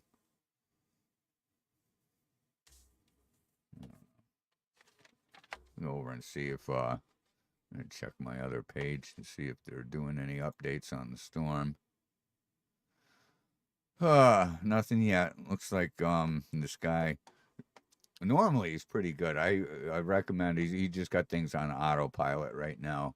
But Max Velocity, kind of a younger guy, put himself through meteorology school, and um in comparing his output to the major networks, this guy here really puts out a good show. Look him up for yourself and save him if you're looking for good weather sources. Max Velocity, that's on YouTube of all places. And of course, subscribe over here on Rumble too if you're checking us out. We got a few different platforms, usually multi-stream, the BitChute, and all over the place. But the primary source is on our Rumble channel. Love to have you subscribed over there. And the one thing that I can do this week that I usually can't when I'm broadcasting on the air over at Republic Broadcasting Network, I got to plug the network. But this week, if you want to support me directly, you can do that. It's always down in the description, down on the bottom there. I still do have my old PayPal account up. I did at one point pledge to just cancel them and get rid of them, and I got that couple others there, Buy Me a Coffee, and a few others I think I set up, but I don't know. Maybe I'll have time to do some of that update on some of my sites and whatnot. This storm coming around, it's going to slow things down, I think. As long as the power stays on, I'm hoping it does. Up here, they said the power outages might be a little spotty. But down south more, if you're in the Carolinas, boy, from Texas to Oklahoma, Tennessee, oh man, right a diagonal stripe right across the country. It has gotten pretty bad out there. Let me see. I'm gonna go and put my call-in number if there's anyone out there who has either been through or is in part of the storm. Maybe you can call in. And notice a different number than the RBN station. They're on autopilot over there, so don't call the old number. Call the online number here, which is good during the live stream. If you like, yeah, just looking for some observations, what the weather's doing for you if you're trapped in this stuff and how you're faring. Yeah, staying warm because we're up here, we got all cold and snow. I think very southern parts of Connecticut might get some freezing rain and things like that. So up here where we are, it's going to be almost all snow, 12 to 18 inches of it. And staying warm is it's a thing. A lot of folks up this area, that's why, we still got wood stoves. They're trying to phase those out. Of course, EPA is always aggressively trying to prevent us from being individuals and being able to survive on our own. They're trying to phase out. They had some pending laws that would have taken out of commission over 80% of the currently existing wood stoves due to their particulate standards that they were trying to force on us. But yeah, there's like wood pellets. It's kind of cool. You can just take a bag of pellets and dump them in the back of the stove, and an auger will just slowly feed. You don't have to keep feeding your stove. It's, us country type, us rugged individualists getting a little lazy. We started to accept the technology, and when you do, that's when you see big changes where EPA comes in and tries to do away with just regular wood stoves, where you can put whatever wood in there you want and it'll burn. It doesn't have to be a pellet. So yeah, what if, part of the reason you got your wood stove is for, a grid down situation when you might not have a furnace, an oil furnace, for example, to have forced hot air. What's your backup? Well, people get a wood stove because I can now just have dry wood that's all around me, throw it into this big metal box I call a wood stove, and it'll provide plenty enough heat to heat the home and to cook on. Now, if you get lazy and get tied to the convenience of a pellet stove, and they are nice, but you're now tied to the technology. And if the power goes out, so does the thermostat and the auger and everything for your pellet stove. So if you're not prepared, you can wind up in the cold air too. You got to have a battery backup or something that will just allow that auger to move and for the sensors to all work. Oh, I don't know. I always liked the old stoves where you could burn both wood and coal. And what would be nice is if they just had, say, for example, a conversion kit where you could take a classic stove that was wood or coal and add to it the pellet auger, as an attachment rather than a standalone stove unit itself. Some of the other things to consider, I recently got one too because I can see some of the benefits of the size, the portability of these units, but those small Japanese diesel heaters. And they're just made of a few basic components. The heater itself, is shaped like the big torpedo heaters. I'm sure many of you, if you've been in someone's mechanic garage or something like that, they got these big things that usually got two wheels on them and a handle. Looks like a big torpedo on the front. Sounds like a jet taking off when it's firing. Well, those diesel heaters, basically small, about the size of a thermos. They've used things like that inside heavy equipment, bulldozers and payloaders and excavators, things that need to be operated in the extreme cold up here. And they use them to keep the engine compartment warm enough so that when you get there to start them up, they'll start. That's how long he's been around. Well, they now have put those, worked them into little units that are about the size of a desktop computer tower. And there's some estimates of around 30 to 32 hours of continuous running on low. In other words, just pushing, consistent low heat. It's not going as fast as it can, and it's just pushing heat for 30 hours on 1 gallon of diesel. It ain't too bad. All right. If you're, like in a situation here, for example, if we lose power or heat goes out for whatever reason during this storm, 1 gallon of diesel will allow me in the hose. I think the feed line in that is about 3 inches for a full day. All right, that's a really good backup. If you've got a workshop that's unheated, as long as it's fairly enclosed and little insulation, but an enclosed building, this unit will allow you to fix equipment and work outside even in the coldest of weather. Is a kind of a neat thing. And for those that are really preppers, I say, oh, I bet you can burn waste oil, which you can in these. And I watched a lot of videos on this because I was concerned and interested in this as well. Is I do want to use all of the waste oil from changing oil in vehicles and things like that. It's pointless to throw that away. All right. But what I noticed with these particular diesel heaters, and there were guys that did try to just dump and use straight waste oil in these things, and they could get them to fire up, but they usually didn't last long. And the moral of the story is waste oil burning, you can do it. You should probably cut it at least 50-50 with regular diesel fuel, so it's not straight oil. And as always, the more you filter that stuff, the better it is. Old oil can get all kinds of things in it over time, and this guy was dumping things in there where there was flecks of grass and all kinds of junk in there, and it was really nasty, and it gummed up his machine, and he had to clean it constantly. Like every week, he had to take it apart and clean it because it stopped working.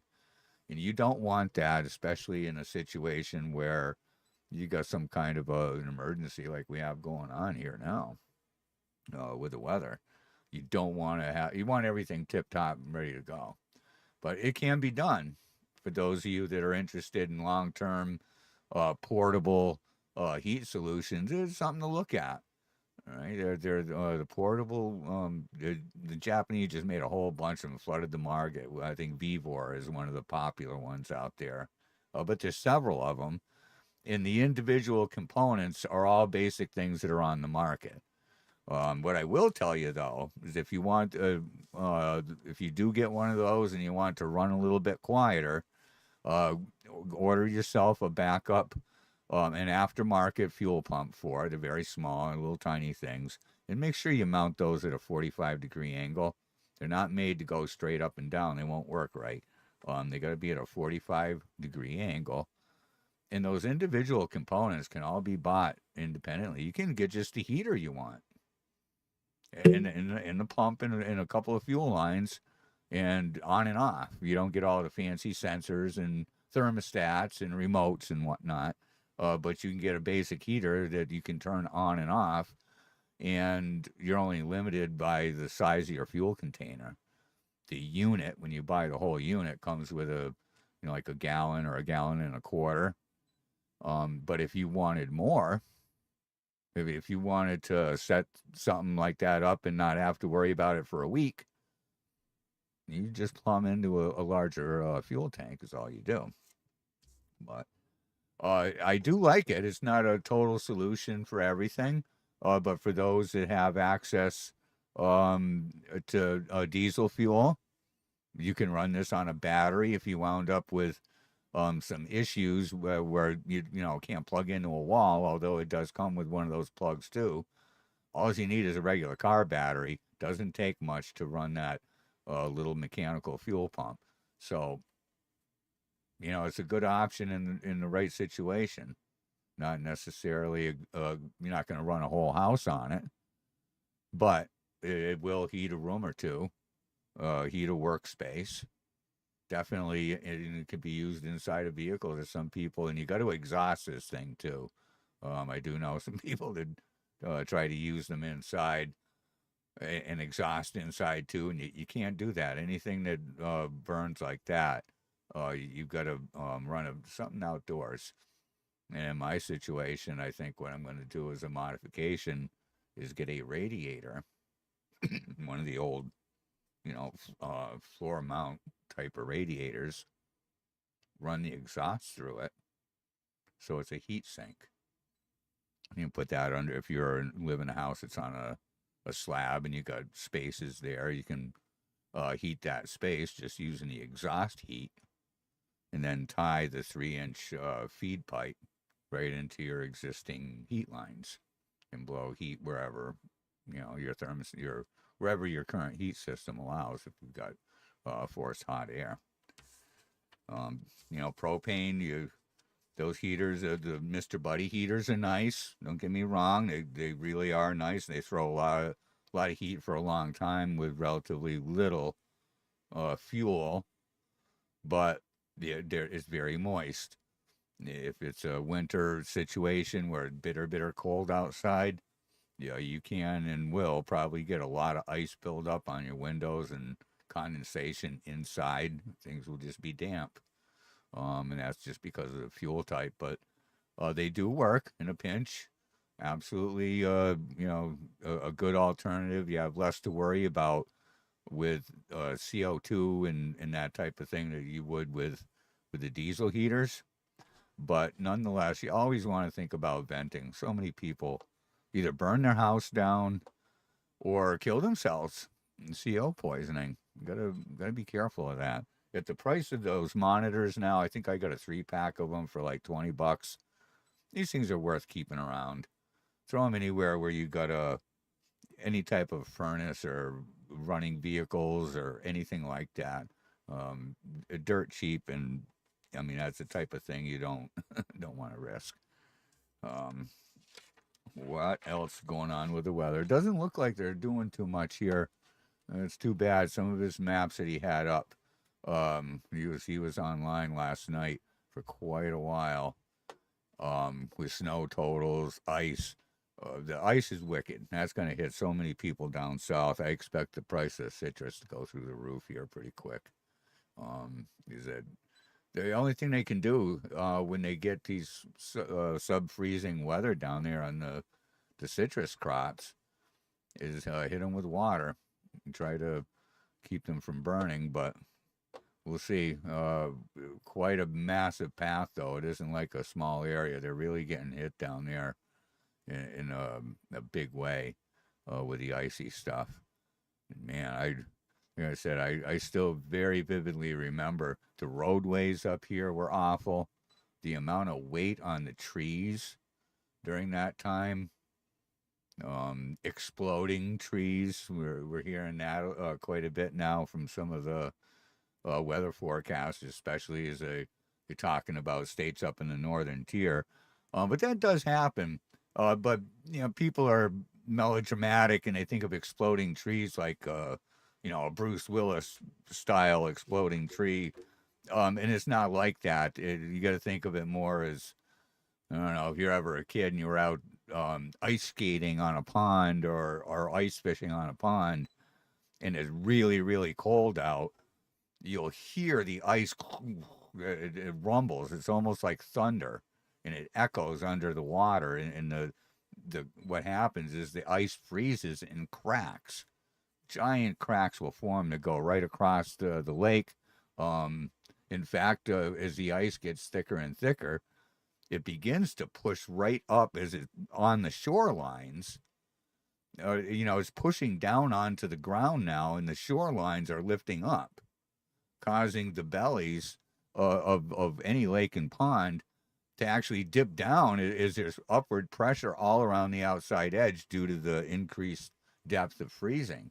That's why if you go out there ice fishing at times and you dig a hole, as soon as you break through, the water squirts up through the top. That's because there's pressure and the weight of the ice pushing down onto the water causes some to push up through the hole. But it's that same idea, I think, is the ice cracking on the lake is the way you got to look at that. So I think up here we're going to probably get every bit of 12 inches.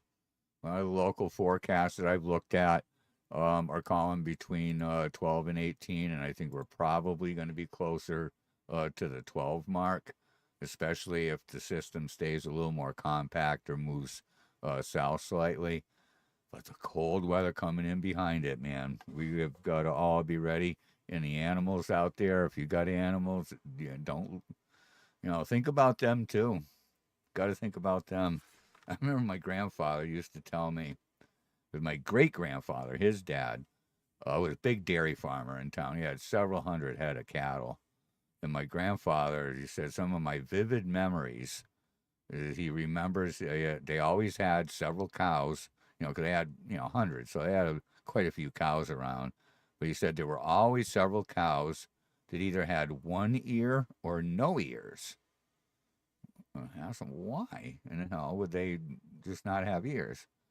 And he said that in the winter when it got bitter cold out, they would all huddle up and they just literally get in a big bunch, and they just all huddle there to try to stay warm.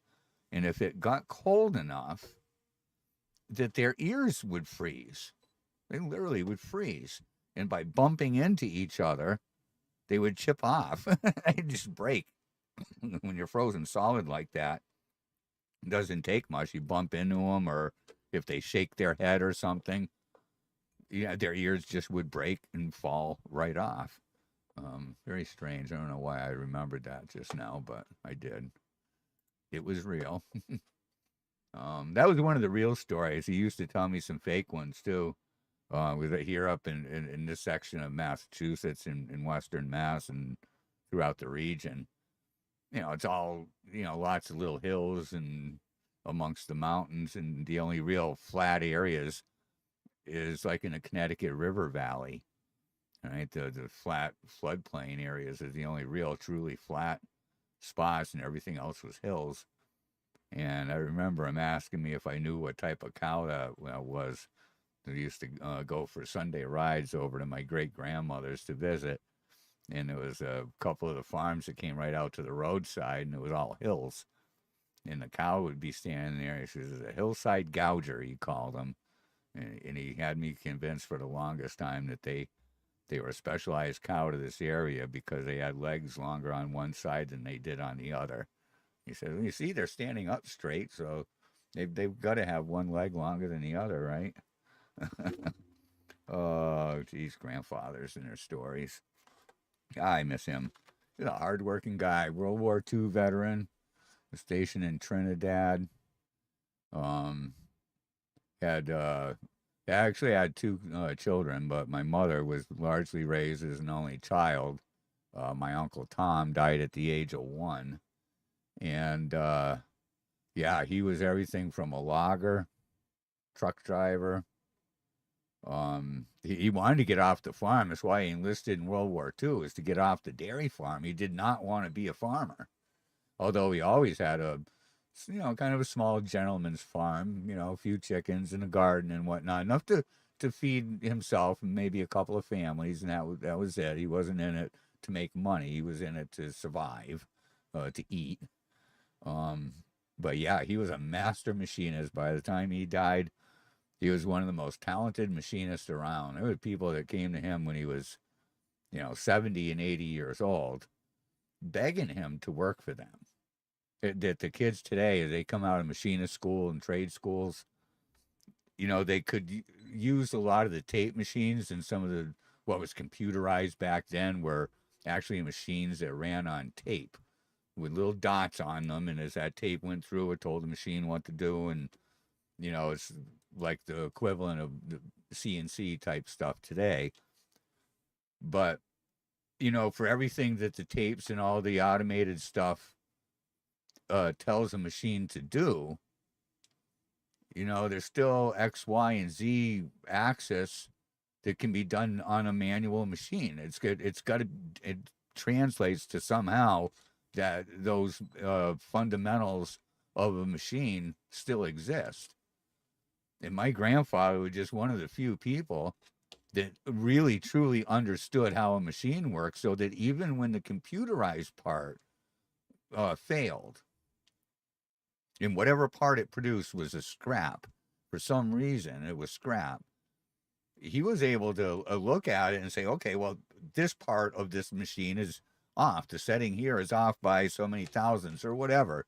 He was just a master machinist and wonderful at what he did, and was in such demand right up to the day he died. And of course, his NAFTA and these trade agreements, and we kept exporting things out of the United States, including manufacturing. The need for machine shops has plummeted.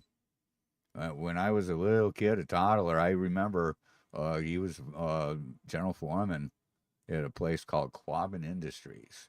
And every Sunday we'd go up there and we'd fill the soda machines and make sure the break room was all stocked. And I thought I was special because Gramp would sneak me a free soda for helping him out.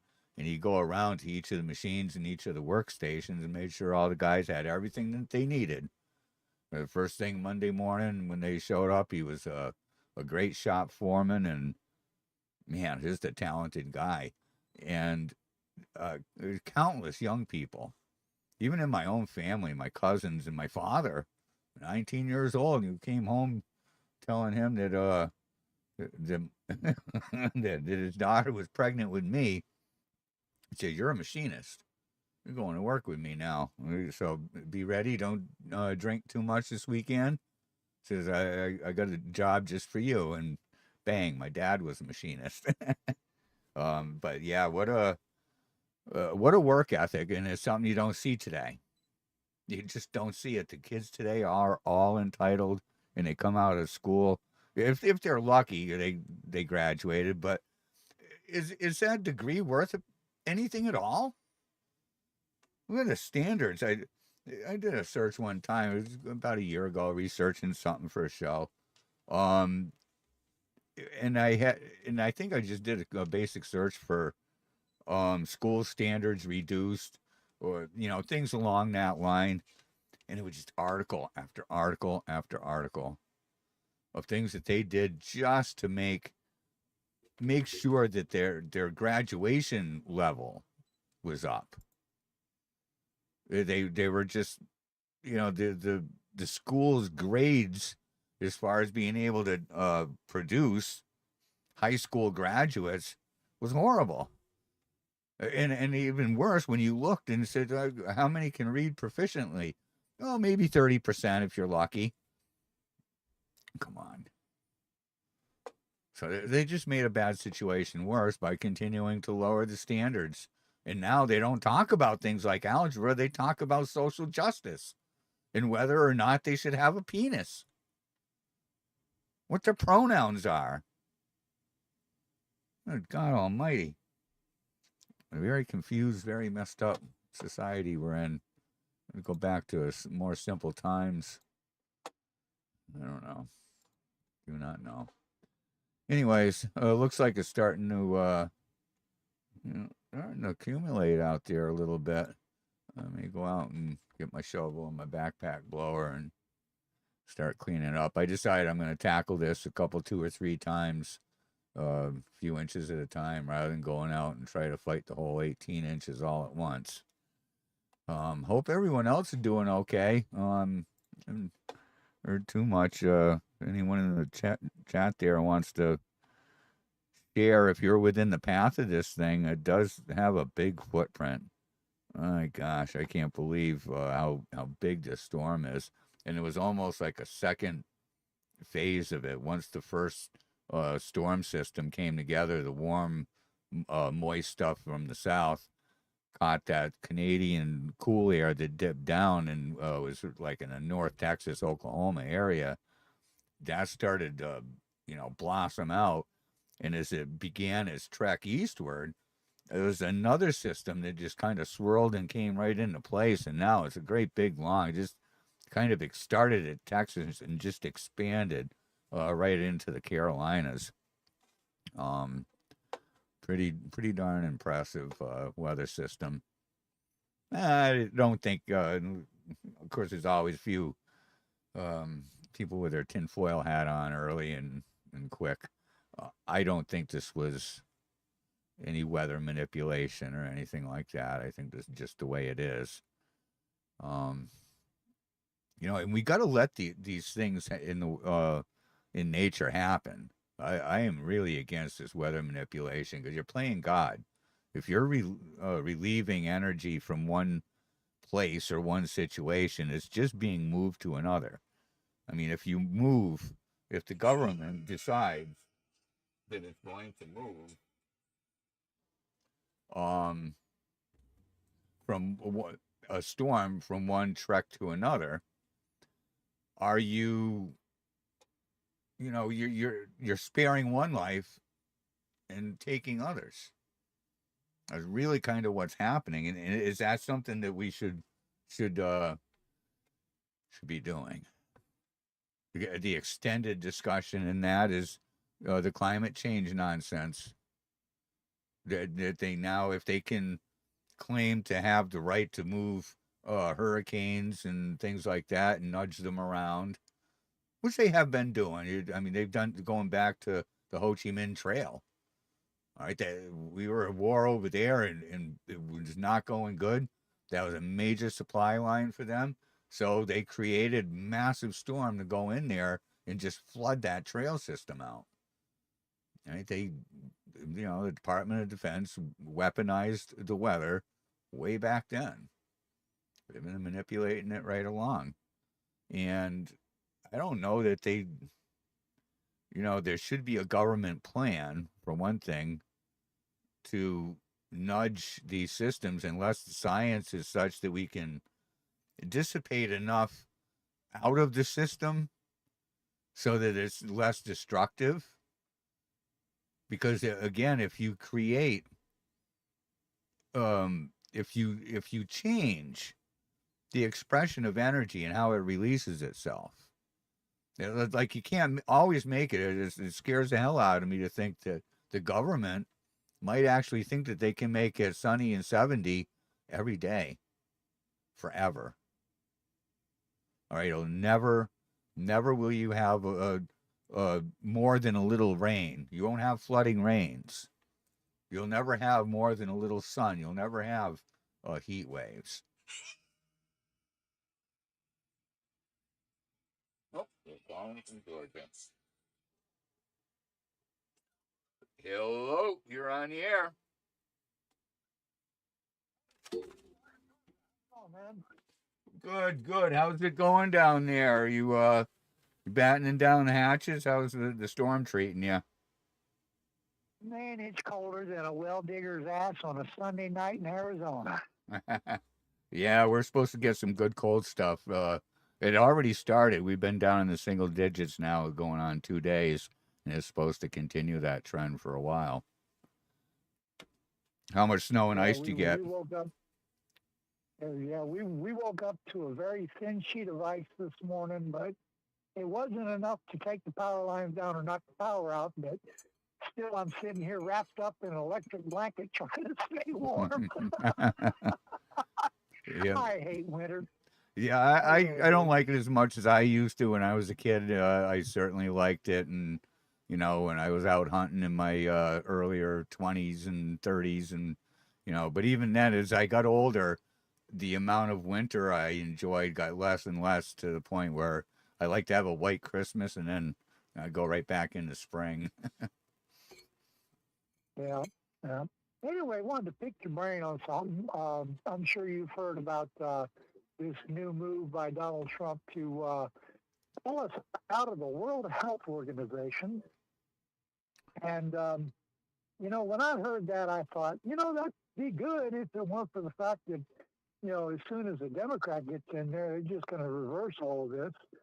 But one of the things I thought about was, going back to 1994, I'm sure you've heard of Codex Alimentarius, and you're familiar with who they are and what they do.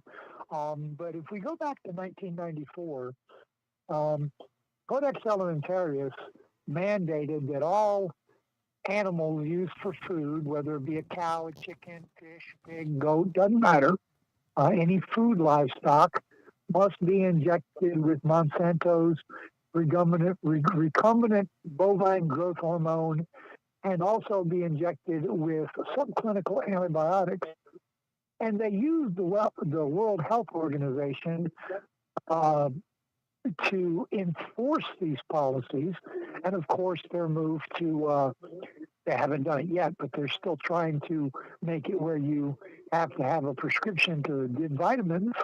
But I got to thinking, if this were actually allowed to stand, this would not be a bad thing, because that would mean it would do away with, just removing us from the World Health Organization, would do away with us having to eat these animals that were injected with all this garbage, and might kind of move us back into a direction of real good quality meats again, which, I don't really see that happening, but, it's a good thought.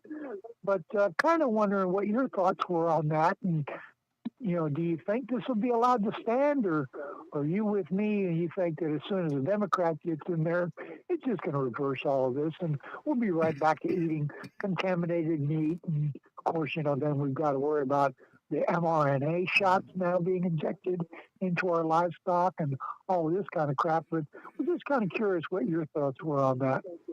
Yeah, I mean, we always run that risk that when things are put into place through the executive pen, that that can just flop back and forth.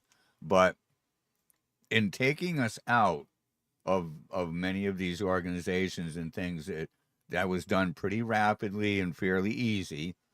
Although to get to that point was incremental. We got to remember it took a lot of attempts, many different policy efforts, even different entities that we were working with out of the international arena over that many years to get to that point.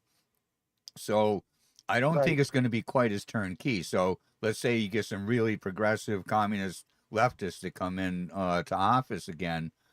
I don't think with that much ease they're going to just be able to come in again with an executive order and boom, have all of that there.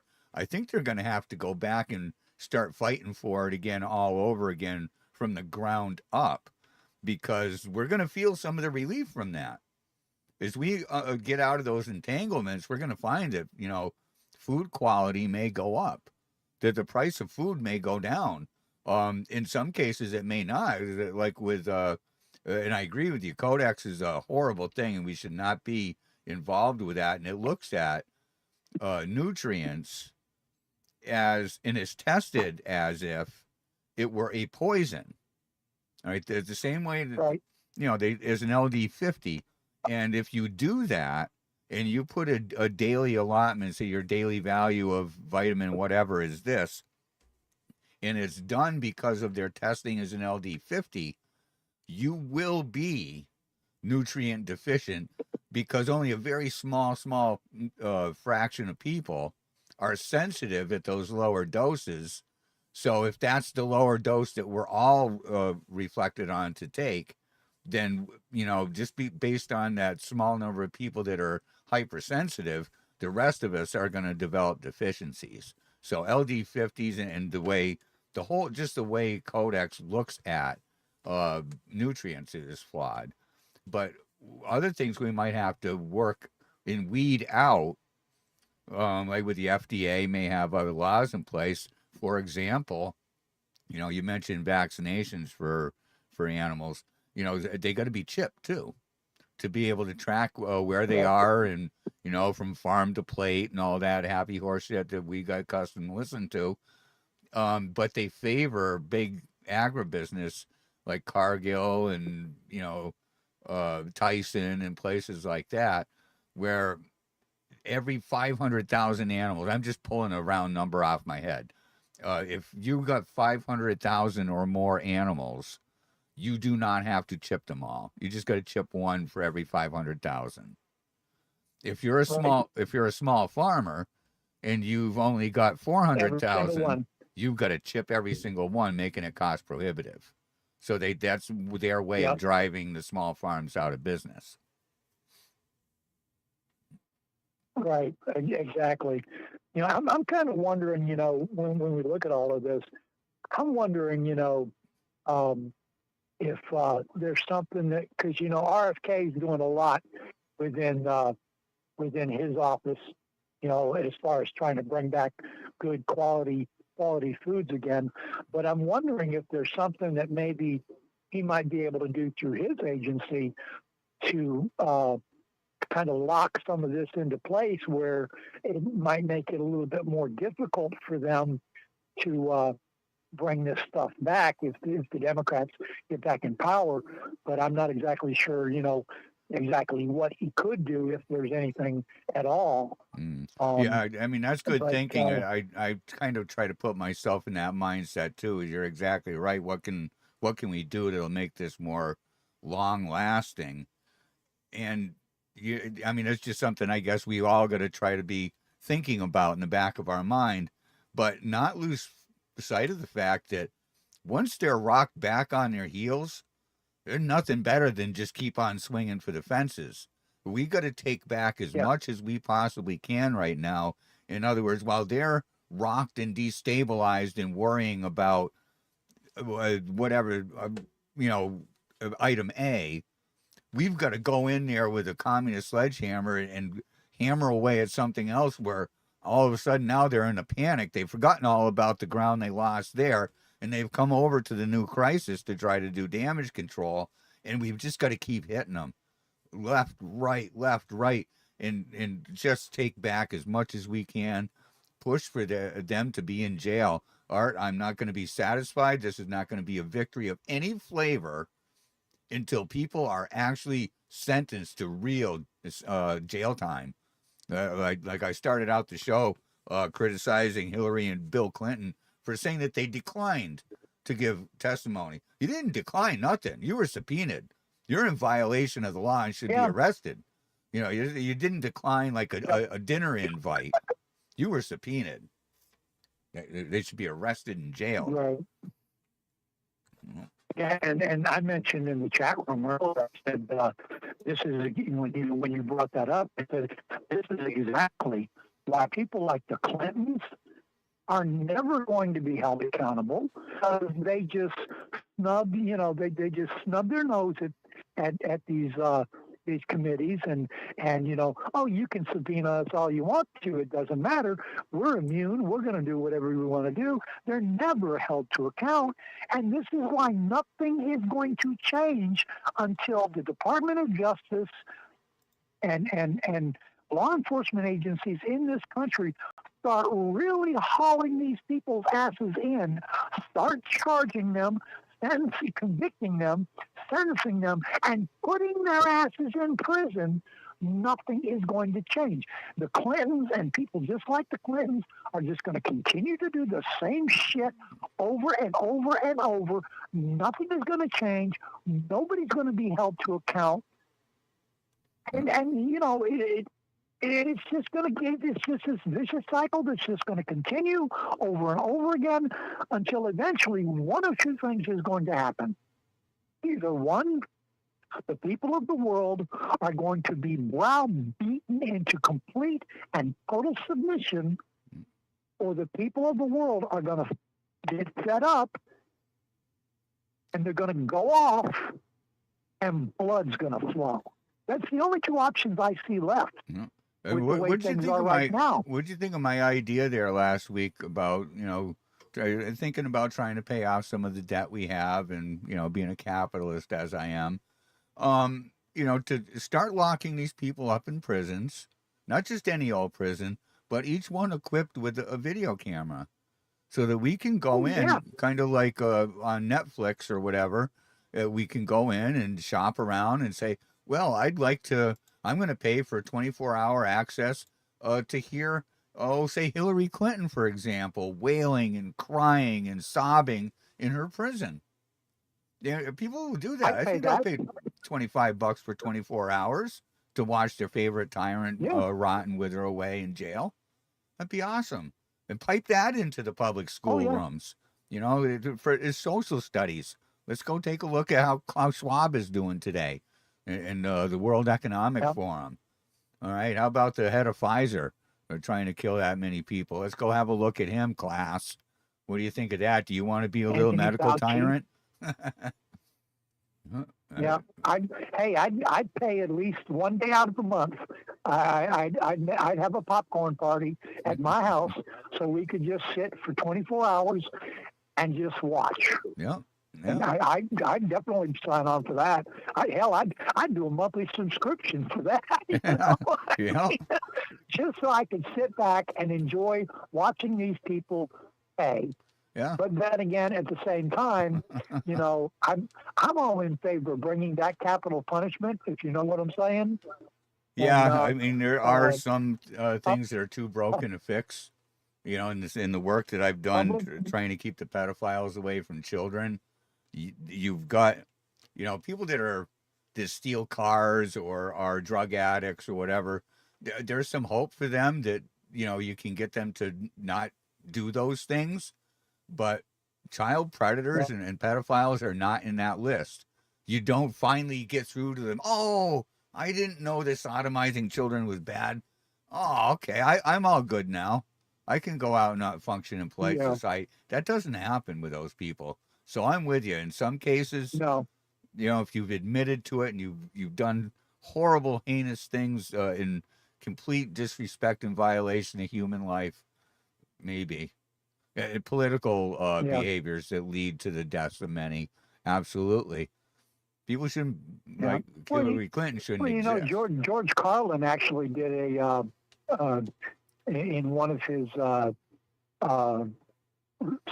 stage routines, he actually talked about, walling off like California and New York and turning them into these giant open air prisons where we throw these people and having pay-per-view and public executions and all of that stuff. I'm all for it, because my attitude is real simple.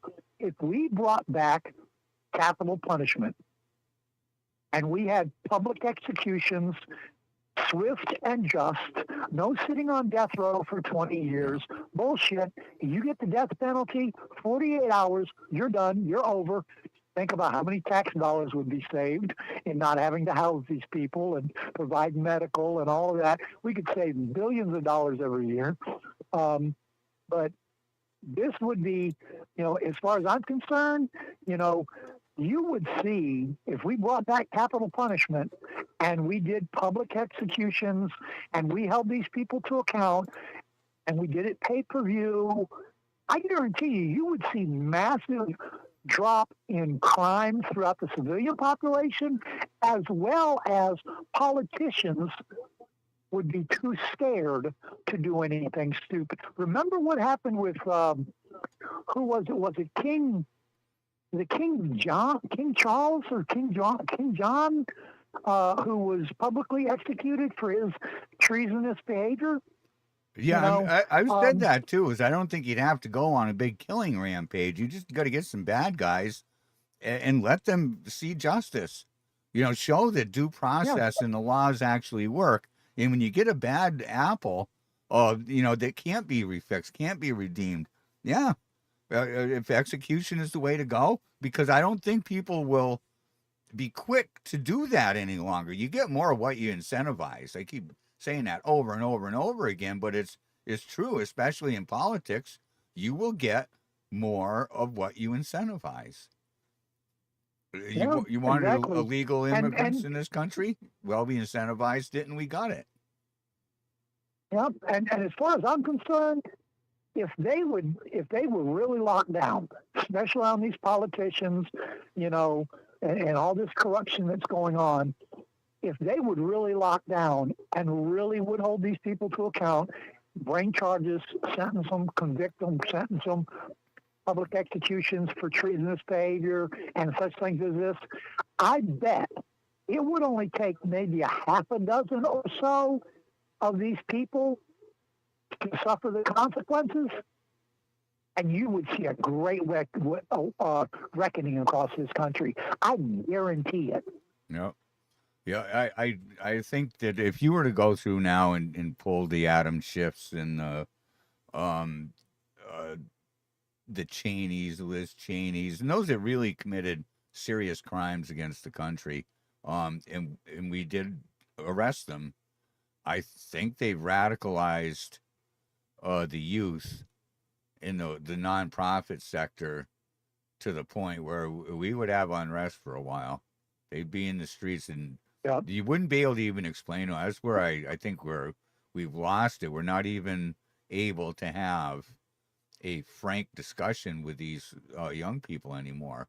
They're just blind, and willfully so. They will go to great lengths to avoid the knowledge and information that would challenge them to possibly rethink who their heroes are. Yeah, exactly. Anyway, bro, I appreciate it. Thank you much. And you stay warm up there in the Tommy state of Massachusetts. Yeah, I'm going to certainly try. So you just got like a quarter inch of ice down there. You haven't got no snow, just a small coating of ice right now. Is that what you said? Oh, we didn't even get a quarter inch. I think we might have got maybe a 32nd of an inch thick sheet of ice. And that was it. But they're calling for more freezing rain over the next day, so it's still, we got to wait and see what happens. But they're saying this storm should be completely gone by sometime late tomorrow, and then we should be good after that. So I'm keeping my fingers crossed, hoping that we're going to dodge this bullet. But I'm not enjoying it. I don't like sitting here wrapped up in an electric blanket. It's not fun at all because I don't have heat in my house. I have the very basic of electricity. I have no indoor plumbing. I have to go out to the well to draw water. So I live very old school here. Yeah. It's very, very old fashioned here where I live. And I don't mind. It keeps me humble. And when the shit does hit the fan and the economy does collapse completely and everything goes tits up in America, I will survive because I have spent since 2009, I've been a pretty hardcore prepper, stocking up and making sure I have what I need. And I don't rely on, when it goes down, I don't rely on generators and all that stuff. I just fall back to like how it was when my grandparents were growing up, because that's kind of how I grew up. Well, I was 14 when we moved down here to Georgia. They stuck me on a farm, and I got to experience the old way of doing things and farm living and stuff like that. So when everything does go tits up and this country goes to shit, I'll still survive because I've been living it since 1983. Yeah. I've been living like this. And a little bit more forgiving. I mean, you still got to be able to feed yourself, but not having to deal with the cold, which is life threatening when you get up here and in the northern temperate zone of the country. If you make a mistake, like with our founders, when you made a mistake, it could cost you your life. If you didn't have enough food, if you didn't have enough firewood to keep you warm, it wasn't like there was someone to call. There was no ambulance and no police car that came up your driveway. You had to be smart and prepared. So, yeah, there's a lot of folks that aren't thinking that way, but hopefully little issues like this, we get them thinking the right thing. Got to have water, got to have food, and, you can't freeze to death. And that's very possible. So, excellent. Well, Art, thanks for calling in and giving us a report from Georgia. I'm glad things are going pretty good. Some of your neighbors there to the north kind of locked into some icy stuff, but we'll get through it somehow. Thanks for the call. All right, man. You have a great one. You too now. Bye. Yeah, so it's gonna, man, I remember my grandparents, they were always thinking months and months ahead to be ready for times like this. You just didn't know. You're out of power and you can't get food and you can't just readily, it's like if your generator runs out of gas, you grab your only 5-gallon gas can and drive down to the gas station where the power's not on there either. You're not going to come home with gasoline. And why would you only have one 5-gallon gas can? Things like that happen. Make a mistake. There's times in the summer you can lose power. And people that know how expensive medications are. I remember one time I had a customer, she was kind of sickly, had a few different conditions, and some of her medications were astronomically expensive. And there was an outage, and it caused her medication to go bad, and it cost her thousands of dollars. And at that point, she went and got a backup generator and a big propane tank and everything, so that if her power went out for longer than 10 minutes, this old elaborate system came on and automatically, whether she was home or not, and kept her thinking, what's essential and what's not. I was just talking this over with a friend of mine. He's got a nice generator. He's got the outside area of the receptacle hooked up already there to just start the generator and plug it in. Pushes it back to his main breaker box. But I told him he had everything. A single family house, big shop downstairs and, a swimming pool, all kinds of extras.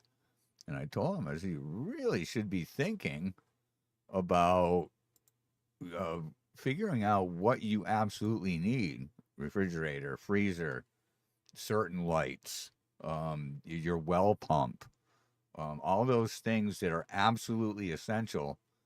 Counting the wattage, you really have to do that if you're making a backup power system. That's among the most important things you do, is an audit of everything that you need. If you got certain minimal lighting, for example, and put in those energy efficient light bulbs in those to make sure that you're the same breaker and or zone that you have for your well pump and your freezer and those things are all tied into when you have an emergency.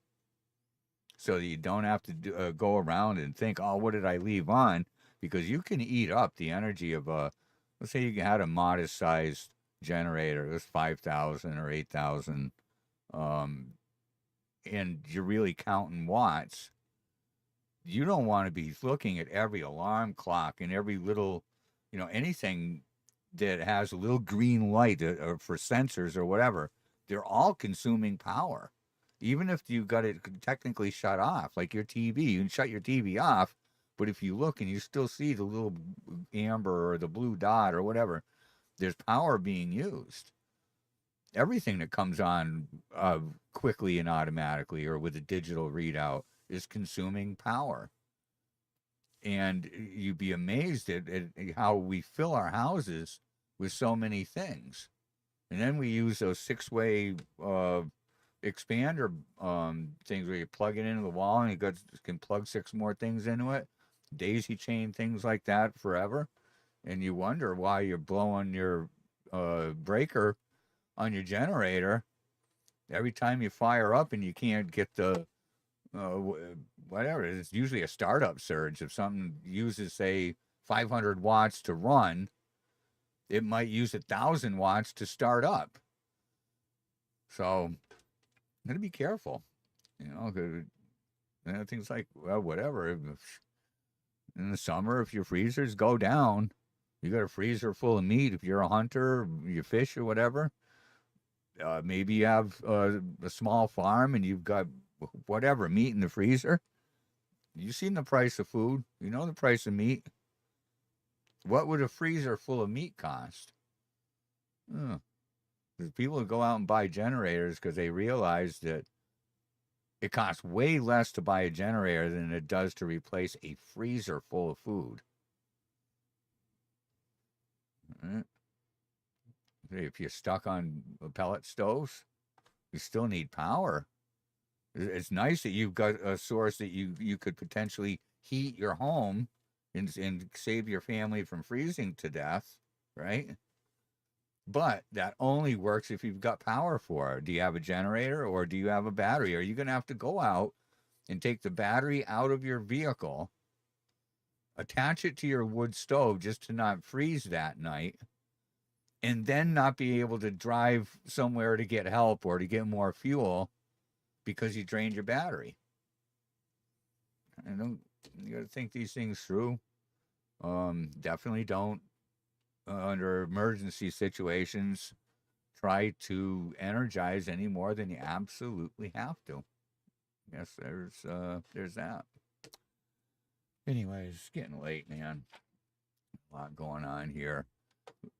Max Velocity, he's probably taking a nap. This is the longest I've ever seen the guy not streaming live. He's just got everything on autopilot here. But check him out. He does a pretty darn good show. I like what he does over there, and I'll be checking in and out throughout the rest of the storm. Here, it looks like it's already started snowing good just before I came on the air. It's supposed to snow like this right through the middle of the day tomorrow and into the evening. So 12 to 14 inches. It was one of the local forecasts for snowfall. And then I'm seeing 12 to 18 in other areas. We'll see. It's coming down. It's on its way. Hope everyone else stays safe and warm and all that good stuff. Hope the guys at the station enjoyed their break this week. They deserve it. They work hard. And thanks to the people there in text chat and tuning in. Share the link and let everyone know that we're alive and we're out here. And I guess other than that, we'll see you next week. Love and appreciate y'all. Fly your flags high. Keep your powder dry. Love each other out there.